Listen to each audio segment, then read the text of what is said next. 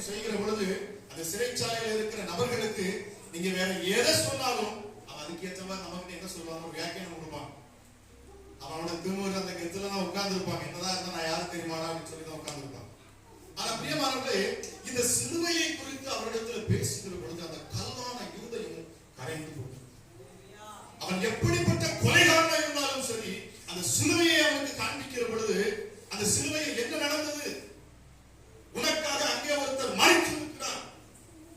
உன் பாவங்களுக்காக, உன் அக்கிரமங்களுக்காக, உன் மீறுதல்களுக்காக அங்கே ஒருவர் பலியாக்கப்பட்டிருக்கிறார். அவர் உன்னை எவ்வளவாய் நேசித்தபடியினாலே அவர் தன்னைத்தானே ஒப்புக் கொடுத்திருக்கிறார் என்று சொல்லி அந்த சிலுவையை நாம் காண்பிக்கிற பொழுது அவர் உள்ளம் உருகுவதை நான் பார்த்திருக்கிறேன். அவன் மனம் மாறுகிறான், அவன் ரட்சிக்கப்படுகிறான், மீட்கப்படுகிறான். ஹல்லேலூயா. இந்த சிலுவை 1 கொரிந்தியர் அதே பாருங்க, 1 கொரிந்தியர் 1:23 சொல்லப்பட்டிருக்கு, நாங்களோ சிலுவையில் அறையப்பட்ட கிறிஸ்துவை தான் பிரசங்கிக்கிறோம். இயேசு கிறிஸ்துவை ஏற்றுக்கொண்டு அவரோடு கூட சீஷர்கள் எல்லாருமே அவங்க எதை பிரசங்கம் பண்ணாங்க? சிலுவையை குறித்து, இயேசு கிறிஸ்து மரித்ததையும் அவர் உயிர்த்தெழுந்ததை குறித்து அவர்கள் அதிகமாக பிரசங்கம் பண்ணினார்கள் என்று வேதம் சொல்கிறது. ஏனென்றால் சிலுவையின் மூலமாக தான் இன்னைக்கு மனுகுலத்துக்கு முழு ரட்சிப்பு, முழு விடுதலை உண்டாயிருக்கிறது. ஆக நீங்க எங்க போனாலும் சரி, நீங்க எங்க இருந்தாலும் சரி, இந்த சிலுவையை குறித்து நீங்கள் தியானிப்பீர்கள் என்று சொன்னார் நிச்சயமாகவே தேவ பிரசன்னத்தை நீங்க இம்மீடியட்டா உணர்வீங்க. அல்லேலூயா. பரலோகம் உங்களை சுமந்து வரும். தேவ மகிமை உங்களை ஆளுகை செய்யும். ராஜ்யத்தின் வல்லமைகள் உங்களுக்குள் இருந்து செயல்படும். நாங்க வெளியில போறோம், பல இடங்களுக்கு போகிறோங்கிற பொழுது ஆவியானவர் ஒவ்வொரு நேரத்திலும் பாருங்க அவர் கற்றுக் கொடுக்கிறவரா இருக்கிறார். பரிசுத்த ஆவியானவர் எனக்கு ஒவ்வொரு நாட்களும் ஒவ்வொரு நேரமும் கற்றுக் கொடுக்கிறது. நான் எங்க ஊழியத்துக்கு கிளம்பினாலும் எங்க போனாலும் முதல்ல எனக்கு காண்பிக்கக்கூடியது அவர் கர்த்தருடைய சிலுவையை தான் காண்பிப்பார். அல்லேலூயா. ஆனா நிறைய இடங்களுக்கு நான் நிறைய இடங்களுக்கு முன்னாடி ஆரம்பத்துல நிறைய விடுதலை ஊழியத்துக்காக என்னை அழைச்சிட்டு போவாங்க. அப்ப பாருங்க, நான் என்னையே அறியாம நான் என்ன செய்வேன் அப்படின்னா ஒரு சிலுவையை வச்சிருப்பேன். ஒரு சிலுவை, அது எல்லாரும் சொல்லுவாங்க, நீங்க இந்த ரோமன் கேத்தலிக்ல இருந்து நீங்க ரட்சிக்கப்பட்டு வந்தனால நீங்க அப்படி வச்சிருக்கீங்க, அப்புறம் நான் கூடாது விடுதலை அப்படிமா இல்ல. எனக்கு சிலுவை ஒரு அடையாளமாகவே இருக்கு. இந்த சிலுவை நினைச்சு உள்ள வச்சிருப்பேன், சட்டைக்குள்ள போட்டு வச்சிருப்பேன். அநேக இடங்களுக்கு என்ன டெலிவரன்ஸ் கூட்டு போகிற பொழுது இந்த சிலுவை ஆண்டவர் எனக்கு உணர்த்துவார். நிறைய நேரத்தில் நிறைய அசுத்தாவிகள்கிட்ட நம்ம சிலுவையை வச்சு நம்ம பேச வேண்டிய அவசியம் இல்லை. இந்த சிலுவையை காமிச்ச உடனே இந்த பிசாசுகள் என்ன செய்ய ஆரம்பிச்சது? வெளியாக ஆரம்பிச்சது. அது அலைக்கழிக்க ஆரம்பிக்கும். ஏன்னா சிலுவையை பார்த்தா பிசாசுக்கு நல்லா தெரியும் அங்க என்ன நடந்திருக்குன்னு சொல்லி நம்ம அவன்கிட்ட பேச வேண்டிய அவசியம் இல்லை. சிலுவையில் அப்படிப்பட்ட ஒரு வல்லமை இருக்கு. சிலுவையில் இயேசு சிந்தின அந்த ரத்தத்தை குறித்து நீங்க தியானித்து பாருங்க. என்னுடைய மினிஸ்ட்ரியில, என்னுடைய ஊழியத்துல நான் அதிகமாக பேசுவது, அதிகமாக செயல்படுவது அவருடைய ரத்தத்தை குறித்து தான். அவருடைய ரத்தத்துல அவ்வளவு பெரிய விடுதலை இருக்கு. ஒரு மனுஷனுக்கு விடுதலை இல்லையா? நீங்க இயேசுவின் ரத்தத்தை வைத்து நீங்க தியானித்து பாருங்க. உங்க வீட்டுக்கு மிகப்பெரிய விடுதலை உண்டாகும். எப்படிப்பட்ட மனுஷனுக்கு விடுதலை உண்டாகும். கடந்த நாட்களில் இதே ஆரப்பாளையம் பக்கத்துல எனக்கு ஒரு பிரேயர் குரூப்ல இருந்து அநேக சகோதரிகள் சேர்ந்து ஜெபிப்பாங்க. அப்ப திடீர்னு எனக்கு கால் பண்ணாங்க, ஐயா இம்மீடியட்டா நீங்க எங்க வரணும், நீங்க ஜெபிக்க வரணும் அப்படின்னாங்க. நான் இன்னொரு மினிஸ்ட்ரிக்காக நான் கிளம்பி போய் கொண்டிருந்த பொழுது அப்ப எனக்கு அந்த கால் வந்தா போகிற பாதுகாப்பு அவங்களை சந்திச்சுட்டு போயிடலாம்னு சொல்லிட்டு அவங்க வீட்டுக்கு போறேன். அங்க பாத்தீங்கன்னா ஒரு பெண், அவங்க ஆண்டவர் அறியாத இன்னொரு மதத்துல இருக்கிறவங்க. அவங்க பல கோயிலுக்கு அலைஞ்சு பார்த்துட்டாங்க. என்ன அப்படின்னா அவங்களுக்கு 2 பெண் பிள்ளைகள். அதுல மூத்த பிள்ளை லண்டன்ல அவங்க ஒரு சாஃப்ட்வேர் இன்ஜினியரா அவங்க ஒர்க் பண்ணிட்டு இருந்திருக்காங்க. திடீர்னு அவங்களுக்கு ஒரு கோபம். டிவியை என்ன செஞ்சாங்க, டிவியை எடுத்து கீழே போட்டு உடைச்சு போட்டுறாங்க. ஏதோ கோபத்துல எதனால உடைக்கிறாங்க எடுக்கிறாங்க. இந்த மாதிரியான கிரியைகள் அவங்களுக்கு இருக்கிறதுனால அவங்க கணவர் அங்கிருந்து என்ன செஞ்சாங்க, திருப்பி அனுப்பி விட்டுட்டாங்க. உங்க மகளை சரி செய்து, உங்க மகளுக்கு பைத்தியம் முடிஞ்சிருச்சு, நீங்க அவங்க சரி செய்து நீங்க என்ன செய்யுங்க, மறுபடியும் நீங்க லண்டனுக்கு அனுப்பி விடுங்கன்னு சொல்லி அனுப்பி விட்டாங்க. அப்ப இந்த தாய்மாய் இவங்க சொன்னாங்க, ஐயா நீங்க ஒரு தடவை ஜெபம் பண்ண வாங்க. நான் அங்கிருந்து கிளம்புறப்பவே ஆவியானவர் எனக்குள்ள உணர்த்துள்ள போது நான் சரி நானும் மனைவியும் என்ன செய்யறேன் அப்படின்னா நாங்க 2 பேரும் ஒருமனப்பட்டு நாங்க ஜெபம் பண்ணி தண்ணி நான் ஒரு பாட்டில எடுத்து கொண்டு போறோம். எதற்காக நான் போறது பிரசங்கம் பண்ணுவதற்கு. ஆனா எதற்காக அந்த தண்ணியை கொண்டு போறேன்னு எனக்கு தெரியாது. ஆவியானவர் உணர்த்தினார். உடனே நான் என்ன செய்யறேன், நான் என்னோட மனைவி நாங்கள் ஜெபம் பண்ணி அந்த தண்ணியை நாங்கள் ஜெபம் ஏசப்பா இது ரத்தமாக மாறட்டும், இதற்காக போகிறேன்னு செய்யல, ஏதோ ஒரு விடுதலை நீங்க வச்சிருக்கிறீங்க. ஜெபம் பண்ணி தண்ணியை கொண்டு போகும்போது இந்த அந்த போகிற டிராவல் நான் கிளம்புறப்ப தான் போன் வருது பாருங்க. அதே போல அந்த வீட்டுக்கு போனா அந்த அங்க உள்ள போகிறேன், அந்த பெண்ணை கூட்டிட்டு வராம. ஆனா உள்ள போய் அந்த பெண்ணை கூட்டிட்டு வந்த பொழுது அந்த பெண்ணுக்காக ஜெபிக்கிற பொழுது ஆண்டவர் சொல்றாரு, இல்ல என்ன செய்யும், உங்களோட தங்கச்சி ஒரு பொண்ணு இருக்குது, அந்த பிள்ளைய கூப்பிடுவேன். அது எனக்கு அது தெரியாது. அந்த தங்கச்சி நீங்க பாருங்க உணர்த்தேன். நான் உங்களை கேட்டேன், உங்களுக்கு ஏதோ சகோதரி இருக்கிறதா சொல்லுங்க, சகோதரியை கூட்டிட்டு வாங்க. அவங்க அதே வீட்டுல மேல் வீட்டுல இருக்கிறாங்க, அவங்களுக்கு திருமணமாகி ஒரு பையன் இருக்காங்க. அப்ப அந்த பெண்ணை கூட்டிட்டு வராங்க. அப்ப ஆவியானவர் சொல்றாரு, இந்த பெண்ணுக்கு முதலாவது என்ன செய்ய, தலையில கையை வச்சு நீங்க ஜெபம் பண்ணுங்க. ஏன் ஆண்டவரே ஜெபிக்கிறதுக்கு அழைக்க சொன்னது யாரு அப்படின்னா அந்த பெண்ணை, லண்டன்ல இருந்து வந்திருக்கிற மூத்த சகோதரி, இளைய சகோதரிக்கு நீங்க ஜெபம் பண்ண சொல்றீங்களே. அப்பதான் ஆவியானவர் அந்த பெண்ணு, நான் அந்த பெண்ணிட்ட ஒரு சில கேள்வி கேட்டேன், உங்களுக்கு இயேசுவை தெரியுமா அப்படின்னு. ஆமா, நான் ஒரு ஸ்கூலுக்கு ஒர்க் பண்ண போறேன், அது ஒரு கிறிஸ்டியன் ஸ்கூலு, அந்த ஸ்கூல்ல வந்து வேதாகமம் படிப்பாங்க, அப்ப இந்த பைபிளை வந்து நானும் வாசிப்பேன். அப்ப நான் சொன்ன, இந்த பைபிள் மேல வாசிப்பேன் நம்பிக்கை இருக்கா அப்படின்னு. ஆமா, எனக்கு விசுவாசம் கொஞ்சம் உண்டு அப்படின்னா, நான் கொஞ்சம் அதை நம்புவேன். அப்ப எனக்கு அது ஒரு சில விஷயங்களை கற்றுத்தந்தார். பாருங்க, ஒரு சின்ன விசுவாசம் அவங்களுக்கு அது இருந்துச்சான். ஆனா சொன்ன, இப்ப அவங்க கையை வைத்தாங்க, அந்த சகோதரி மேல கையை வைத்தோன்னு அவங்க விடுதலையாக கீழே விழுந்தாங்க, அவங்க டெலிவரன்ஸ் ஆயிட்டாங்க.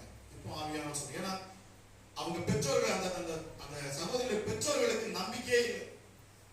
அவங்க மறுநாள் என்ன சொல்றாங்க, ஒரு வேன் பிடிச்சி அவங்க திருப்பதிக்கு எங்க போகணும்னு சொல்லிச்சு, அவங்க வேன் பிடிச்சி ரெடியா இருக்கிறாங்க.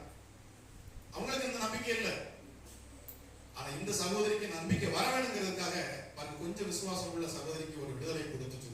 இப்போ உங்க கையை வச்ச பொழுது அப்பதான் வந்து அதை சொல்லணும். ரொம்ப நிறைய விஷயங்கள், எல்லா எந்தெந்த சாமிகள் ஏதோ பெரிய பெரிய சாமி கூட எல்லா பேரும் சொல்லு, கடைசியாக சர்ப்பத்தின் ஆவி உள்ள இருந்து அதை அலைக்கழிக்க ஆரம்பிக்குது. அது சர்ப்பத்துக்குள்ள அது படம் எடுக்குது அப்படின்னு அங்கே அது நெடையுது உடையுது. அப்போதான் எனக்கு ஆவியான சொன்னா, இப்போ அந்த தண்ணியை கொடு அப்படின்னு சொல்லி, அப்ப இயேசுவின் ரத்தம் அப்படின்னு சொல்லி அந்த தண்ணியை எடுத்து என்ன சொன்னேன், தண்ணியை நான் அந்த மகளுக்கு நான் கொடுக்குறேன். தண்ணியை ஒரு மடக்கு தான் அந்த சகோதரி குடிச்சிருப்பாங்க. உடனே தொண்டையை குடிச்சிட்டு அவங்க கத்த ஆரம்பிச்சாங்க, தொண்டை எரியுது, ஐயோ இதனால இருக்க முடியல, விழுந்தாங்க, எடுத்தாங்க. கடைசியில் சர்ப்பத்தின் ஆவி இயேசு நாமத்துக்கு வெளியில இருக்கோம்னு சொல்லி ஏன் சொல்ல வர்றேன் அப்படின்னா, அந்த ரத்தத்திற்கு அவ்வளவு ஒரு பெரிய வல்லமை இருக்குது. ஹல்லேலூயா, ஹல்லேலூயா, ஹல்லேலூயா. அவர் சாதாரணமாக சொல்லல, இந்த ரத்தம் அது குற்றமில்லாத மாசற்ற ஆட்டுக்குட்டியின் ரத்தம். ஹல்லேலூயா. யோவான் ஸ்நாபகம் சொன்னாங்க, இதோ உலகத்தின் பாவங்களை சுமந்து தீர்க்கிற தேவ ஆட்டுக்குட்டி. ரத்தம், ரத்தத்துல மிகப்பெரிய ஒரு வல்லமையும் ஆற்றலும் நிறைந்திருக்கிறது. இன்றும் அவருடைய ரத்தம் பேசிக்கொண்டே இருக்கிறது. ஆபேலின் ரத்தத்தை காட்டிலும் நன்மையானவைகளை பேசுகிறது இயேசு கிறிஸ்துவின் ரத்தம். ஹல்லேலூயா. இந்த சிலுவையை நாம் ஒவ்வொரு நாளும் தியானிக்கணும். பாருங்க, அதுதான் அதே 1 கொரிந்தியர் 2ஆம் அதிகாரத்துல 2ஆம் வசனத்துல இயேசு கிறிஸ்துவை சிலுவையில் அறையப்பட்ட அவரையே அன்றி வேறொன்றையும் உங்களுக்குள்ளே அறியாதிருக்க தீர்மானித்திருந்தேன். பவுலுடைய விருப்பத்தை பாத்தீங்களா? பவுல் சொல்றாரு, சிலுவையில் அறையப்பட்ட அவரையே அன்றி, அந்த இயேசு கிறிஸ்துவை அன்றி உங்களுக்குள்ள நீங்க எதை அறிஞ்சிருக்கணுமா, சிலுவையில் அறையப்பட்ட அந்த இயேசு கிறிஸ்துவை நீங்கள் அறிந்திருக்கணும். அவர்கள் அவரை நோக்கி பார்த்து பிழைத்தார்கள். அவர்கள் அதை நோக்கி பார்த்து அவர்கள் முகங்கள் ஆண்டவராகிய இயேசு கிறிஸ்து சொன்னார், நான் சிலுவையிலே நான் உயர்த்தப்படுகிற பொழுது நான் எல்லோரையும் என் பக்கமாய் நான் என்ன செய்வேன், எடுத்துக் கொள்வேன். அது ஒரு காந்தமாக சிலுவையை யார் நோக்கி பார்த்தாலும் சரி, அந்த சிலுவையை நோக்கி ஒருவன் தியானிச்சுட்டான்னா அவனை இழுத்து தன் பக்கமாக அது வசையப்படுத்திக் கொள்ளும். அவ்வளவு ஒரு வல்லமையும் ஆற்றலும் நிறைந்ததுதான் இந்த சிலுவை. அந்த சிலுவையை நோக்கி பார்க்கிற பொழுது உங்கள் சூழ்நிலைகள் மாறும். பிரியமானவர்களே, பாருங்க, இதே பவுல் சொல்லுவாரு, கிறிஸ்துவின் அச்சு அடையாளங்களை என் சரீரத்தில் நான் தரித்திருக்கிறேன் சொல்லுவாரு. பாருங்க, இந்த சிலுவையையும் கிறிஸ்துப்பட்ட பாடுகளையும் அவர் பட்ட அந்த உபத்திரவங்களையும் நாம் நினைவு கூர்ந்து, எதற்காக அவர் அடிக்கப்பட்டார், ஏன் அந்த சிலுவையில இவருக்கு இவ்வளவு ஒரு கொடூரமான ஒரு தண்டனை கிடைத்தது, ஏன் இவர் இவ்வளவு ஒரு அகோரமான ஒரு மரணத்தை இவருக்கு கொடுத்தாங்க, இதை நாம் தியானித்து பார்த்து அதில் உண்டான அந்த வெற்றியை நம் மனதில் வைத்துக் கொண்டு நாம் நம்முடைய வாழ்க்கையில் அடுத்த அடி எடுத்து வைக்கிற பொழுது நம்முடைய வாழ்க்கையில எல்லாமே வெற்றியாக முடியும். ஹல்லேலூயா, ஹல்லேலூயா. தாவீது சொல்லுகிறான் பாருங்களேன், கர்த்தரை எப்பொழுதும் எனக்கு முன்பாக நான் வைத்திருக்கேன், ஆகவே நான் அசைக்கப்படுவதில்லை. சாதாரண வேணும், எப்பொழுதும் எனக்கு முன்பாக வைத்திருக்கிறேன். பவுல் அதுதான் சொன்னார், கிறிஸ்துவின் அச்சு அடையாளங்களையும் சரீரத்தில் நான் தரித்திருக்கிறேன். இயேசுப்பா சொன்னார் பாருங்க, என்னை காண்கிறவன் பிதாவை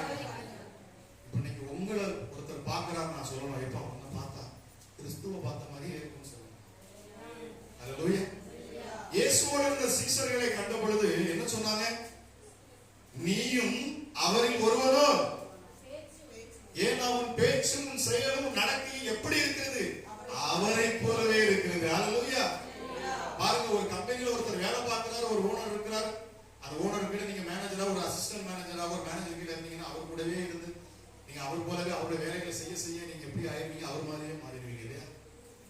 அல்லேலூயா. ஒரு மனுஷனை வச்சு கண்டுபிடிச்சிடலாம் இவன் கிறிஸ்துவுக்கு எவ்வளவு நெருக்கமா இருக்கிறான்னு சொல்லி. கிறிஸ்துவ ஒருவன் தியானிக்கிறான்னு சொன்னா, கிறிஸ்துவ அவன் உட்கொண்டு இருக்கிறான்னு சொன்னா, அவருடைய வார்த்தைகள் அவனுக்குள்ள இருக்குன்னு சொன்னா கிறிஸ்துவை போலதான் நடக்க முடியும். அல்லேலூயா. ஒரு மனுஷனுடைய செயலை வைத்து நம்ம கண்டுபிடிக்க முடியும். நம்ம ஆலயத்துக்கு வர்றோம், ரொம்ப அற்புதமா நம்ம ரொம்ப ஆண்டவரை ஆராதிப்போம், துதிப்போம். ஆனால் நம்ம வீட்டுக்கு போன உடனே கொஞ்சம் யாராவது ஒருத்தருக்கு கோபம் மூட்டிட்டாலும் நம்ம அடுத்த நிமிஷம் என்ன செஞ்சிருவோம்?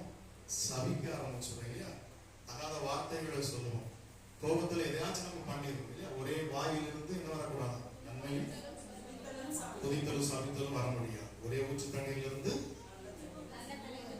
பாருங்க. நம்ம இந்த மாதிரி நம்ம நிறைய தவறுகளை நம்ம செய்யும்.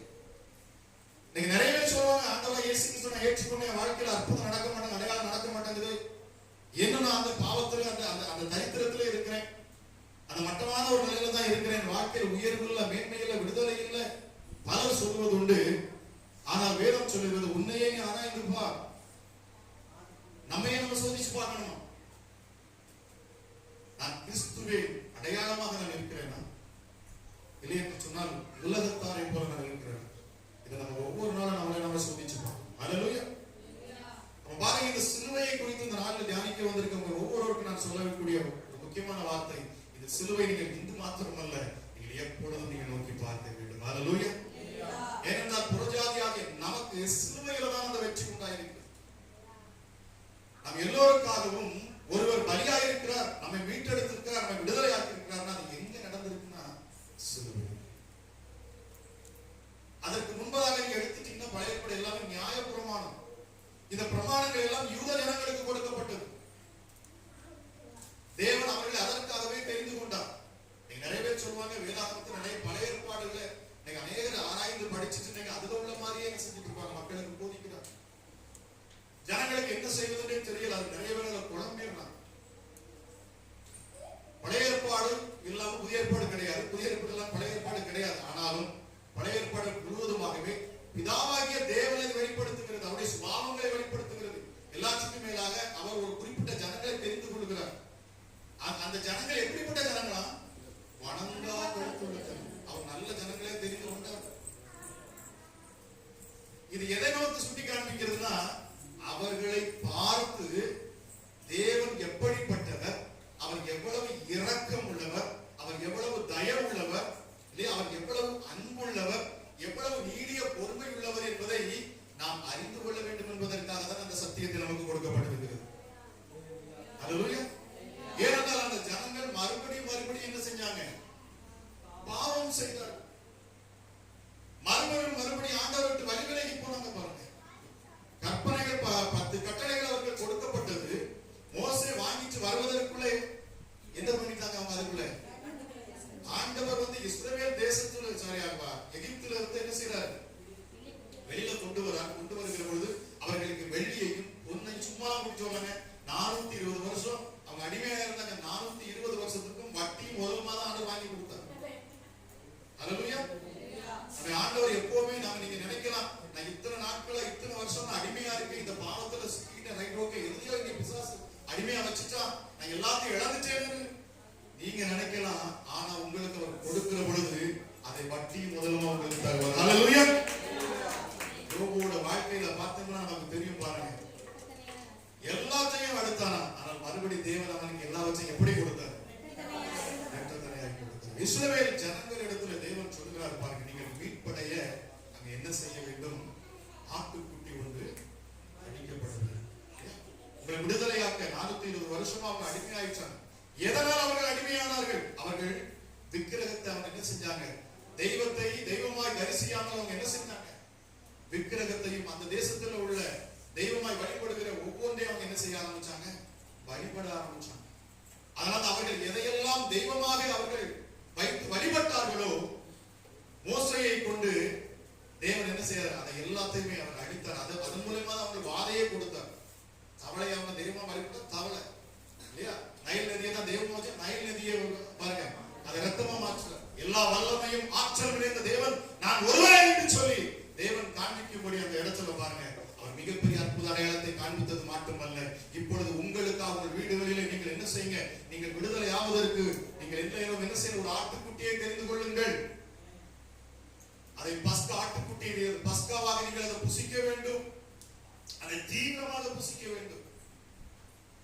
ஏனென்றால் இந்த நற்செய்தி, இந்த சுவிசேஷம் வந்து மிக தீவிரமாக இருக்க வேண்டிய ஒரு மனிதன். என்ன பாருங்க, உலகம் அப்படிப்பட்ட கட்டுக்குள்ளே போய் இருக்கிறது. இதை புசிக்கக்கூடிய நீங்கள் எப்படி அதில் செயல்படணுமா, தீவிரமாக செயல்பட வேண்டும். நாம் இன்னைக்கு மந்தமா இருக்கிறதுனாலதான் சபை வெறிச்சோடு இருக்கிறது.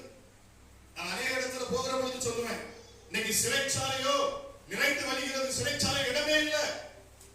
குற்றங்கள் அதிகமாயிருச்சு, பெருகிருச்சு இல்லையா? மருத்துவமனைக்கு போல வியாதிகள் எதன் நிமித்தமாக வந்தது? வியாதி யார் கொண்டு வந்தது?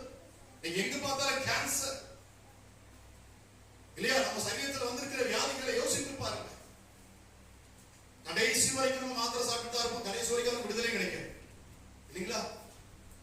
இப்படிப்பட்ட வியாதிகளை கொண்டு வந்தது யாரு? எதனால வந்தது? இதற்கு காரணம் யாரு? பிசாசானவன். ஹல்லேலூயா, ஆமென். ஆனால் எல்லாவற்றையும் நம்ம பிசாசின் மேல சொல்ல முடியாது. ஆதியில ஒரு மனுஷன் செய்த பாவம் ஒரு கீழ்ப்படியாமை, ஒரு மனிதனுடைய கீழ்ப்படியாமையினாலே அது என்ன செய்ததா? பாவம் செய்யாதவர்களையும் அது ஆண்டு கொண்டதா. அதான் அந்த குட்டி பிள்ளைகளுக்கு பாருங்க, நிறைய நம்ம பிள்ளைகளுக்கு நம்ம பார்க்க முடியும்.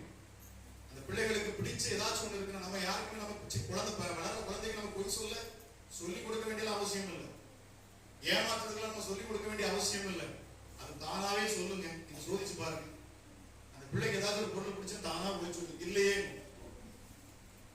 இதெல்லாம் நீங்க சொல்லி கொடுத்து வந்தது இல்லை, இது வந்து ஜீன்ல வந்தது. எங்க ஆதாம் என்கிற ஒரு மனிதன் செய்த பாவத்தினாலே, அவன் ஆண்டவருடைய வார்த்தை கீழ்ப்படியாமல் போனபடினாலே, அது ஒரு கீழ்ப்படியாத நிமித்தமாக உலகத்தில் உள்ள எல்லாரும் மேலும் என்ன செய்தது?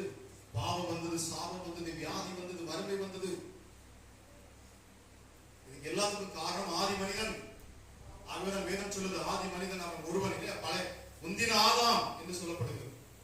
பிந்தின ஆதாமாகிய இயேசு கிறிஸ்து என்கிறவர் தான் வந்து நம்மளை என்ன செய்தாரா? விடுதலையாக்கினார். முந்தின ஆதாம் என்று சொல்லுகிற பொழுது, முந்தின ஆதாம் எப்படி இருந்தான்னு சொன்னா, ஆதாம் ஆண்டவர் படைத்து அவன் பாவம் செய்ததற்கு பிற்பாடுள்ள ஆதாம் அல்ல, அவன் கீழ்ப்படியாமைக்கு முன்னாடி இருந்த ஆதாமை வேதம் குறிக்கிறது. அந்த ஆதாமாக இயேசு வர வேண்டும் இல்லையா? முந்தின ஆதாம் பாவம் செஞ்சிட்டான், அவனுடைய வார்த்தைக்கு கீழ்ப்படியாமல் போனான். ஆனால் அவனை படைத்த பொழுது அவன் ஃப்ரெஷ்ஷா இருந்தான். பாத்தீங்களா? தேவ ஆவியானவர் அவனுக்குள்ள இருந்தார், தேவ மகிமை அவனுக்குள்ள இருந்தது, சகலத்தையும் ஆளுகை செய்யும் அதிகாரம் அவனுக்குள்ள இருந்தது. இப்பொழுது பிந்தின ஆதாமாகிய இயேசு கிறிஸ்துவின் இரட்சகர் அவர் என்ன செய்தாரு? இந்த உலகத்தில் ஒட்டுமொத்த இந்த பாவங்கள் இல்லையா, ஏற்கனவே செய்து முடித்த பாவங்கள், செய்து கொண்டிருக்கிற பாவங்கள், இனி வரக்கூடிய பாவங்கள், பிறக்கிற பிள்ளைகளுடைய பாவம், உலகத்துல எல்லாருடைய பாவங்களுக்காகவும் அவர் சிலுவையில் என்ன செய்து விட்டார்? ரத்தம் சிந்தி மரித்து விட்டார். மரித்து உயிர்த்தெழுந்து இப்பொழுது பிதாவின் வலது பாரிசத்தில் போய் அவர் அமர்ந்து கொண்டார். அவருடைய டியூட்டி முடிஞ்சிருச்சு. அல்லேலூயா. இப்பொழுது நாம என்ன செய்ய வேண்டும்? இதே இயேசு கிறிஸ்துவை அடுத்து வரக்கூடிய ஜெனரேஷனா இருந்தாலும் சரி, இப்பொழுது கேட்டுக்கொண்டிருக்கிற நீங்களா இருந்தாலும் சரி, உங்கள் தலைமுறைகளா இருந்தாலும் சரி, இந்த இயேசு கிறிஸ்துவை சொந்த இரட்சகராக ஏற்றுக்கொண்டு, இதே கல்வாரி சிலுவையில எனக்காக இந்த இயேசு எனக்காக மரித்தார், எனக்காக அவர் அடிக்கப்பட்டார், என் பாவங்களுக்காக, என் சாபங்களுக்காக, என் அக்கிரமங்களுக்காக அவர் சிலுவையிலே அவர் மரித்தார் என்று சொல்லி அதை விசுவாசிக்கிற பொழுது, அவர் எனக்காகவே மரித்து மூன்றாம் நாள் உயிரோடு எழுப்பினார் என்கிற இந்த காரியங்களை, இந்த சத்தியத்தை அவர்கள் விசுவாசிக்கிற பொழுது அவர்களும் மீட்கப்படுகிறார்கள். அல்லேலூயா, அல்லேலூயா. இதுதான் சத்தியம். அப்ப பாருங்க, இந்த இடத்துல நம்ம பார்க்க, ஆதாம் என்கிற ஒரு மனுஷன் நிமித்தமாக பூமியெங்கும் என்ன ஆனது? பாவம் பிரவேசித்தது. அப்ப இஸ்ரவேல் ஜனங்கள் இப்பொழுது என்ன செய்யப்பட வேண்டியது? அங்கே பஸ்கா ஆட்டுக்குட்டியை அடியுங்கள், தீவிரமாய் புசியுங்கள். 420 வருஷம் அடிமையா இருக்கிறாங்க. இப்ப ஆண்டவராக இயேசு சொல்லுகிறார், தேவன் சொல்லுகிறார், அந்த இடத்துல நீங்க அங்க இருந்து என்ன செய்ய, வெளியில போகிற பொழுது ஆட்டுக்குட்டி ரத்தத்தை நீங்க என்ன செய்ய, நிலைக்கால பூசுங்க. ஏன்னா சங்காரம், ஏன்னா அவங்க விடுதலை ஆவதற்கு, பாருங்க, பிசாசின் கையில் இருந்து விடுதலை ஆவதற்கு ஒரு மிகப்பெரிய ஒரு விலைக்கரை நமக்கு கொடுக்கப்பட்டிருக்கிறது இல்லையா? மிகப்பெரிய ஒரு விலைக்கரை. அன்னைக்கு பாருங்க, ஆட்டுக்குட்டியின் ரத்தம் பூசப்பட்டது, அங்க அடிக்கப்பட்டது ஆனா இஸ்ரவேல் ஜனங்கள் அந்த விடுதலையாக பொழுது அவங்க என்ன செய்யறாங்க, வெள்ளி பொண்ணு உடையமாக அவங்களே அள்ளி வந்து கொடுக்குறாங்க. நீங்க இதை கொண்டுட்டு போயிருங்க, எங்களை விட்டுருங்க, உங்க தேவன் மிகப்பெரியவரா இருக்கிறார். அங்க நடக்கிற காரியங்களை பார்க்கிற பொழுது அவங்களுக்கு என்ன வருது, பயம் வந்துருச்சு. ஃபர்ஸ்ட் அவங்க பயப்படல. சிலுவை குறித்து பேசுற நிறைய காரியங்கள் உண்டு. நான் ரொம்ப ஆழமா சொல்ல சொல்லி கவனிச்சுட்டே வாங்க, கர்த்தர் உங்க கூட பேசிக்கொண்டே இருப்பார். அல்லேலூயா. ஏன்னா இதை குறித்து தியானிக்கிறதுக்கெல்லாம் மணி பத்தாது நாட்கள் தேவைப்படும். அவ்வளவு பெரிய ஒரு சத்தியம் இதுக்குள்ள அடங்கி இருக்கிறது. பாருங்க, சத்தியத்தை அறிவீர்கள், சத்தியம் உங்களை விடுதலையாக்கும். நித்தம் நம்ம வேதத்தை எடுத்து வாசிக்கணும், வேதத்தை தியானிக்கணும். ஏதோ கடமைக்காக நம்ம என்ன செஞ்சோம், சபைக்கு வந்தோம், ஏதோ போகணும்னு இருக்கக்கூடாது. இதுல நீங்க நிலைத்து இருக்கணும். இந்த வார்த்தையை நீங்க கேட்கணும். இந்த வார்த்தையை கேட்டு நீங்க அதன்படி விசுவாசிச்சீங்கன்னா உங்களை கொண்டு தேவன் மிகப்பெரிய அற்புத அடையாளங்களை செய்வார். எனக்கு தெரிஞ்ச ஒரு அம்மாவுக்கு ஒரே ஒரு சத்தியம் தான் தெரியுமா. குஜராத்ல அந்த அம்மா இருக்கிறாங்க. எனக்கு ஒரு நாள் அவங்க போன் பண்றாங்க. அவங்களுக்கு யாரோ ஒரு தகவல் கொடுத்திருப்பாங்க போல. அப்ப அவங்க எனக்கு கால் பண்றாங்க. அவங்க ஹிந்தியில பேசுறாங்க, அவங்க குஜராத்தி. அவங்க பேசுற பொழுது சொல்றாங்க, என்னுடைய வாலிப மகள் கனடா தேசத்துல அவங்க படிச்சுட்டு இருக்கிறாங்க. அவங்களுக்கு என்ன திடீர்னு அவங்களுக்கு அந்த படிக்கக்கூடிய அந்த கோர்ஸோட அந்த டைம் முடியுது. என்ன வந்து அவங்களோட விசா டைம் முடிஞ்சிருது. நாங்க இப்ப அதை வந்து நீடிக்கிறதுக்கு எங்களுக்கு என்ன செய்யணும்னு தெரியல. எங்களுக்காக ஜெபம் பண்ணுங்க பிரதர். என் மகள் வந்து அந்த படிப்பை இன்னொரு வருஷம் கண்டினியூ பண்ண வேண்டியிருக்குன்னு சொல்றாங்க. அடுத்த ஒரு மேல் படிப்பு படிக்கணும்னு சொல்றாங்க அப்படின்னு அவங்க என்கிட்ட பேசிட்டு இருக்கிற பொழுது ஆவியானவர் சொல்றாரு, உங்ககிட்ட ஒரு அம்மா பேசிட்டு இருக்கிறாங்க. இந்த அம்மாவை கொண்டு நான் மிகப்பெரிய அற்புதத்தை செஞ்சிருக்கிறேன். அந்த அம்மாக்குள்ள எனக்கு ஆண்டவர் பேச நிறைய காரியங்கள் இப்படி நாங்க சொல்ல பாருங்க. உன்னை காட்டில் என்ன ஆண்டவர் அடிக்கடி என்ன சுட்டி காண்பார், உன்னை விட மிகப்பெரிய விசுவாசம் உள்ளது அந்த அம்மான்னு சொன்னார். அல்லேலூயா. அந்த அம்மா வேதத்தை கூட திறந்து வாசிக்க தெரியாது. ஆனா அந்த அம்மாவுக்குள்ள இருந்த விசுவாசம் என்ன, அந்த விசுவாசம் அந்த அம்மாட்ட நான் கேட்கிறேன், அம்மா உங்க வாழ்க்கையில ஏதோ ஒரு பெரிய அற்புதத்தை ஆண்டவர் செஞ்சிருக்கிறேன் எனக்கு சொல்றாருன்னு சொன்னோன்னே அந்த அம்மாவுக்கு அழுக வந்துருச்சு. ஆண்டவர் விடுதலை உணர்த்துறாரு ஐயா, ஆண்டவர் இருக்கிறாரியா அப்படின்னு சொல்லிட்டு அந்த அம்மா சொன்னாங்க, எந்த பெண்ணுக்காக இப்பொழுது எந்த பெண் குழந்தைக்காக நான் இப்பொழுது உங்களுக்கு ஜெபம் பண்ண சொல்லிருக்கிறோம், இந்த குழந்தை 3 வயசா இருக்கிற பொழுது இந்த குழந்தை மரித்து போயிடுச்சு.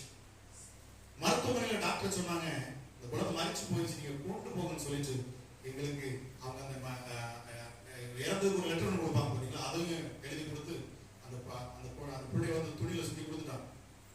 இந்த அம்மா வெளியில வந்துட்டு அதுக்கு முந்தின நாள் வந்து அம்மா ஒரு சத்தியத்தை கேட்டுட்டாங்க. அதுல வந்து அங்க போன ஊழியக்காரர் சொன்னாரா, மரித்தவர்களை இயேசு உயிரோடு எழுப்புவார், உங்களுக்கு விசுவாசம் இருந்தா அப்படின்னு சொல்லி அவர் பிரசங்கம் பண்ணார் ஊழியக்காரர். இந்த அம்மாவுக்கு அந்த விசுவாசம் உள்ள ஆழமா வந்துருச்சு. இயேசு மரித்த லாசருவை உயிரோடு எழுப்பினார், மரித்த சிறுமியை உயிரோடு எழுப்பினார், பாடையை தொட்டு என்ன செஞ்சார், ஒரு வாலிப மகனை எழுப்பினார். கேட்டவுடன் அந்த அம்மாவுக்கு பயங்கரமான ஒரு விசுவாசம் வந்திருக்கு. இந்த அம்மா என்ன பண்ணாங்க, அந்த குழந்தைய அந்த இடத்துல வாங்கிட்டு நேர வீட்டுக்கு வந்திருக்காங்க. வீட்டுல பந்தல் இருந்தாலும் போட்டு வச்சிருந்துருக்காங்க. இந்த அம்மா கொண்டு போய் தனியா அவங்களுடைய அறைக்குள்ள கொண்டு போய் அந்த படுக்கையில போட்டு அந்த துணியெல்லாம் அவிழ்த்துட்டு அந்த அம்மா அந்த பிள்ளை மேல கையை வச்சு அந்த அம்மா 3 மணி நேரம் ஜெபிச்சு அறையை பூட்டி கொடுத்து 3 மணி நேரம் கழிச்சு அந்த பிள்ளை உயிரோடு எடுத்துச்சு. இப்படி நான் நிறைய அற்புதங்களை நான் கேட்டுக்கொண்டிருக்கிறேன். அநேக அடையாளங்கள், அற்புத அடையாளங்களை கர்த்தர் செய்து கொண்டிருக்கிறார். என்னுடைய விருப்பம் அதுதான். ஆண்டவரை கேட்டிருக்கேன், ஆண்டவரை மரித்த அநேகரை நான் உயிரோடு எழுப்புவேன். ஏன்னா அப்படிப்பட்ட நாட்களுக்குள் நாம் இருக்கிறோம். ஏனென்றால் ஜனங்கள் அற்புதங்கள் இல்லாமல் இனி உங்களை ஏற்றுக்கொள்ள மாட்டாங்க. இந்த நாட்களில் ஜனங்களுக்கு அற்புதங்களும் தேவைப்படுது. இயேசு கிறிஸ்து செய்த மிக முக்கியமான ஊழியம் அதுதான். அவர் அற்புத அடையாளங்களை செய்தார். அதை கண்டுதான் ஜனங்கள் என்ன செஞ்சாங்க. ஆகவேதான் வேதம் சொல்லி இருக்கிறது, கடைசி நாட்களில் யாவர் மேலும் என் ஆவியை ஊற்றுவேன். ஆகிய அப்போஸ்தலர்கள் நாட்களில் இருந்தது போல மிகப்பெரிய அற்புத அடையாளங்கள் கடைசி நாட்களில் நடக்கும். இந்த நாட்களில் நீங்க ஆண்டவராக இயேசு கிறிஸ்துவை கேட்டு பாருங்க, ஆண்டவரே உங்க ஆவியை என் மேல அளவில்லாம ஊற்றுங்க, நான் இயற்கைக்கு மேற்பட்ட அதிசயங்களும் அற்புதங்கள் நான் செய்யணும். நிச்சயமாக அந்த கிஃப்ட் ஆண்டவர் உங்களுக்கு தருவார். அல்லேலூயா. நான் சொல்லுற ஒவ்வொரு ஜனங்களுக்கு இடத்துல பேசுறவங்களுடைய ஆண்டவர் சொன்னார், நீ யாருடைய முகத்தை பார்க்க கூடாது, நீ யாருக்கிட்டே போய் என்ன செஞ்சிட கூடாது, நீ போய் ஊழிய பார்க்க சொல்லி யார் வீட்டுக்கும் போக கூடாது. எனக்கு இப்படிதான் பிராக்டிஸ் கொடுத்தாரு. எனக்கு எங்க இருந்தாலும் எந்த நாடுகள்ல இருந்து எங்கெல்லாமோ அடிப்பாங்க. அவங்க தன்னுடைய பிரச்சனைகளுக்காக அடிப்பாங்க. ஐயா எனக்கு வந்து இப்படி ஒரு கேன்சர் இருக்கு, எனக்கு இந்த மாதிரி பிரச்சனைகள் இருக்கு, இந்த மாதிரி போராட்டங்கள் இருக்கு, நான் பிசாசு போராட்டத்துல கட்டப்பட்டிருக்கேன்னு அடிப்பாங்க. அப்ப உங்களால ஏதாவது சபைக்கு போக முடியாது, இல்லையா எங்க குடும்பம் அறிஞ்சிருக்கிறேன். அப்ப நான் சொல்லுவேன், அப்போ மிகப்பெரிய சந்தோஷமா எங்களுக்கு உங்க பிரச்சனையை கண்டு நான் சோர்ந்து போக மாட்டேன். நீங்க நான் மறைச்சிக்கிட்டு இருக்கிற கடைசிக்கு நான் மறைச்சு போனேன்னு சொன்னா கூட நான் பயப்பட மாட்டேன். இப்ப நீங்க ஒரு வார்த்தை சொன்னீங்க பாத்தீங்களா, இந்த வீட்டுக்குள்ளேயே என்னை ஆண்டவர் தெரிந்து வைத்திருக்கிறார் சொன்னீங்க பாத்தீங்க. இது ஒண்ணு போதும் உங்க குடும்பம் ரட்சிக்கப்படும். அல்லேலூயா. அந்த அம்மாவுக்கு நான் கற்றுக் கொடுப்பேன், உங்களுக்குள் கிறிஸ்து இருக்கிறத நான் உங்களுக்கு காண்பிக்கிறேன், நீங்க நம்புவீங்களா? பரிசுத்த ஆவியானவர் உங்களுக்குள்ள இருக்கிறார். எல்லாரும் ஆண்டவர்கிட்ட வர முடியாது, எல்லாரும் இயேசு கிறிஸ்துவிட்ட வர முடியாது. நம்ம நினைக்கிறோம், அப்படி இல்ல. பிதா ஒருவரை இழுத்துக் கொள்ளாவிட்டால் ஒருவரும் வர முடியாது. அவர் முன் குறிப்பார். இந்த இடத்துல உட்கார்ந்து இருக்கிறவங்க ஒவ்வொருவரையும் என் ஆண்டவர் முன் குறித்தபடினாலே நீங்கள் இந்த இடத்துல அமர்ந்திருக்கிறீர்கள். நீங்கள் பாக்கியவான்கள், நீங்க பாக்கியவாட்டி சொல்றோம். அல்லேலூயா. ஆகவே ஆரம்பத்தில் சொன்ன அழைக்கப்பட்டவர்கள் அநேகராக இருந்தாலும் தெரிந்து கொள்ளப்பட்ட சிலர் இந்த இடத்துல இருக்கிறீர்கள். அல்லேலூயா. நான் மரித்த இயேசுவை அல்ல, நான் உயிர்த்தெழுந்த உயிரோடு இருந்த இயேசுவை பிரசங்கிக்கும்படி இந்த இடத்துல நான் இருக்கிறேன். அல்லேலூயா. அவர் ஜீவனுள்ள தேவன். அவர் யாரை கொண்டும் எந்த காரியத்தையும் அவரால் செய்ய முடியும். இயற்கைக்கு மேற்பட்ட அதிசயங்களை செய்யக்கூடிய, நம்ம சாதாரண நினைச்சுக்கிறோம், இயேசு என்கிற அந்த ஒரு நாமத்துக்கு எவ்வளவு பெரிய வல்லமை உண்டு என்பதை நான் அறிந்தவன். அல்லேலூயா. ஆமென். எங்களுக்கு சேவனைகள் வைத்து நான் போகாத கோயில் கிடையாது, போகாத இடம் கிடையாது. என்னை கைகளிலே காலிலே சங்கிலினாலே தட்டி வைத்து பைத்தியங்கள் மத்தியிலே வைத்திருந்தான். அது எத்தனை சின்ன வயசுல என்னுடைய நான் 6வது வகுப்பு படிக்கிற பொழுது செத்தவங்க தெரியும், பாம்பு எங்க பார்த்தாலும் என்னை நோக்கி ஓடி வரும், என்னை கடிக்கிறது போல இருக்கும். மலையில வைத்து எங்க அம்மா வந்து அந்த ஒரு கோயில வச்சு அழுதுகிட்டே இருப்பாங்க. என்னுடைய தாயார் ஜெபிக்கிற கடந்த 2 நாட்கள் முன்பாக எனக்கு 2 சகோதரிகள் உண்டு. 2 சகோதரிகளுக்கு மினிஸ்ட்ரி பண்ற ஊழியம் தான் பார்ப்போம். எனக்கு ஒவ்வொருத்தருடைய வாழ்க்கையில இயற்கைக்கு அப்பாற்பட்ட அதிசயங்களை நான் அனுபவித்திருக்கோம். அல்லேலூயா. அனுபவம் எல்லாத்தையும் விட்டுட்டு நாங்க என்ன செஞ்சிருக்கோம், 3 பேரும் இன்னைக்கு ஊழியம் பார்க்கிறோம். காரணம், இயேசுவை முகமுகமாய் நாங்கள் சந்தித்தோம். அவர் ஜீவனுள்ள தேவன், அவர் நம்மை சந்திக்கிறது.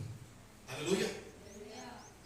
நேரம் அதிகமாக இல்லாத அப்படின்னா ஒரு சின்ன சாட்சி, நான் ஏன் இயேசுவை நான் ஏற்றுக்கொண்டு இதை பிரசங்கித்திருக்கிற ஒரு சாட்சி பற்றி என்னோட இதிலிருந்து நான் உங்களுக்கு தருகிறேன். உலக பாவத்தில் உலக இச்சையில விழுந்து விடந்தவனா நான் வந்து கம்ப்யூட்டர் சர்வீஸ் இன்ஜினியரா நம்ம இதே மதுரையில ஒர்க் பண்ணிட்டு இருந்தேன். அநேக இடங்களுக்கு ஏஎம்சி போட்டு வச்சிருப்பேன். அப்போலாம் கம்ப்யூட்டர் சர்வீஸ் வந்து ஆமா ஏஎம்சி போட்டு நாங்க என்ன செய்வோம், மாசம் வசூல் பண்ணி எல்லா கம்ப்யூட்டர் அப்பெல்லாம் ப்ரோசிங் சென்டர் இருப்பாங்க இல்லையா. ப்ரோசிங் சென்டர்ல ரொம்ப ஃபேமஸ் தான் நம்ம இதே மதுரையில. எனக்கு தெரியாத ஆட்கள் இருக்க முடியாது. எப்படிப்பட்ட கம்ப்யூட்டர் எப்படிப்பட்ட பிரச்சனையா இருந்தாலும் அதை சால்வ் பண்ணிடுவேன். ஒரு மதர் போர்டு 2ஆ உடஞ்சு இருந்துச்சு, அதை அப்படியே திரும்ப ஒட்ட வச்சு நான் நிறைய காரியங்களை பாருங்க. அப்படி ஒரு பெயர்ல நல்லா போய் நல்லா நடந்துட்டு இருந்தது. ஆனா என்னுடைய பழக்க வழக்கம் பாவ வாழ்க்கையில இருந்து ஃபுல்லாவே சேட் பண்ணிட்டே இருப்பேன். என்னோட மனைவி அழுது கொண்டே இருப்பாங்க, அது பாக்குறப்பெல்லாம் வேதனையோட இருப்பான். ஆனா பாருங்க, ஒரு நாள் ஒன்று வந்தது. இதே ஜீசஸ் கால்ஸ், இதே மதுரையில ஜீசஸ் கால்ஸ் தான் நான் சர்வீஸ் பார்க்க போனேன். நான் மும்பையில நான் படிச்சு வளர்ந்தேன். நான் மும்பையில சின்ன குழந்தையா இருக்கிற பொழுது எங்களுக்கு பிரச்சனை வரவில்லை. அப்பவுமே எங்க அக்கா என்ன சொன்னாங்க, ஜீசஸ் கால்ஸ்ல வந்து அம்மா நீ பேரை கொடுங்க, அவனை வந்து இளமங்கள திட்டத்தில் சேர்க்க வைங்க, சேருங்க. ஏன்னா அந்த நாட்கள் வந்து அவங்க தான் ரொம்ப ஃபேமஸ். இப்படி இந்த அளவுக்குலாம் ஓப்பனா வெளியில சுவிசேஷம் சொல்லுவதற்கு அந்த ஊழியம்லாம் அப்ப இல்லை. அப்போ அந்த மினிஸ்ட்ரிக்கு போகிற பொழுது ஒரு கூட்டத்தில் நிற்கிற பொழுது டிசிஎஸ் வெங்கல் வந்து அவர் சயங்கிற ஒரு இடத்துல ஒரு பெரிய மீட்டிங் நடக்குது. பயங்கரமான கூட்டம். அந்த கூட்டத்தில் அவர் மீட்டிங்கை முடிச்சுட்டு இறங்கி போகிற பொழுது நான் எங்க அம்மா கிட்ட நின்றுட்டு இருக்கிறேன். அவங்க என்னைக்கு என்ன பேசினாங்க கூட எனக்கு தெரியாது. ஆனா அந்த கூட்டத்துல இறங்கி போயிட்டு இருந்தவர் நின்று, அவர் இப்படியே நடந்து போயிட்டு இருந்தவர் நின்று அப்படியே இடது பக்கமா திரும்பி பார்த்து, நாங்க எவ்வளவு உள்ள நிக்கிறோம், அந்த கூட்டத்தை விளக்க சொல்லி அங்கிருந்து என்னைய கையை கட்டி கூப்பிட்டு எங்க அம்மாவை கூப்பிட்டு என்னை கூப்பிட்டு அவர் பிளஸ் பண்ணிட்டு போனார். எனக்கு அப்பெல்லாம் புரியல, சின்ன வயசுன்னு வச்சுங்களேன்.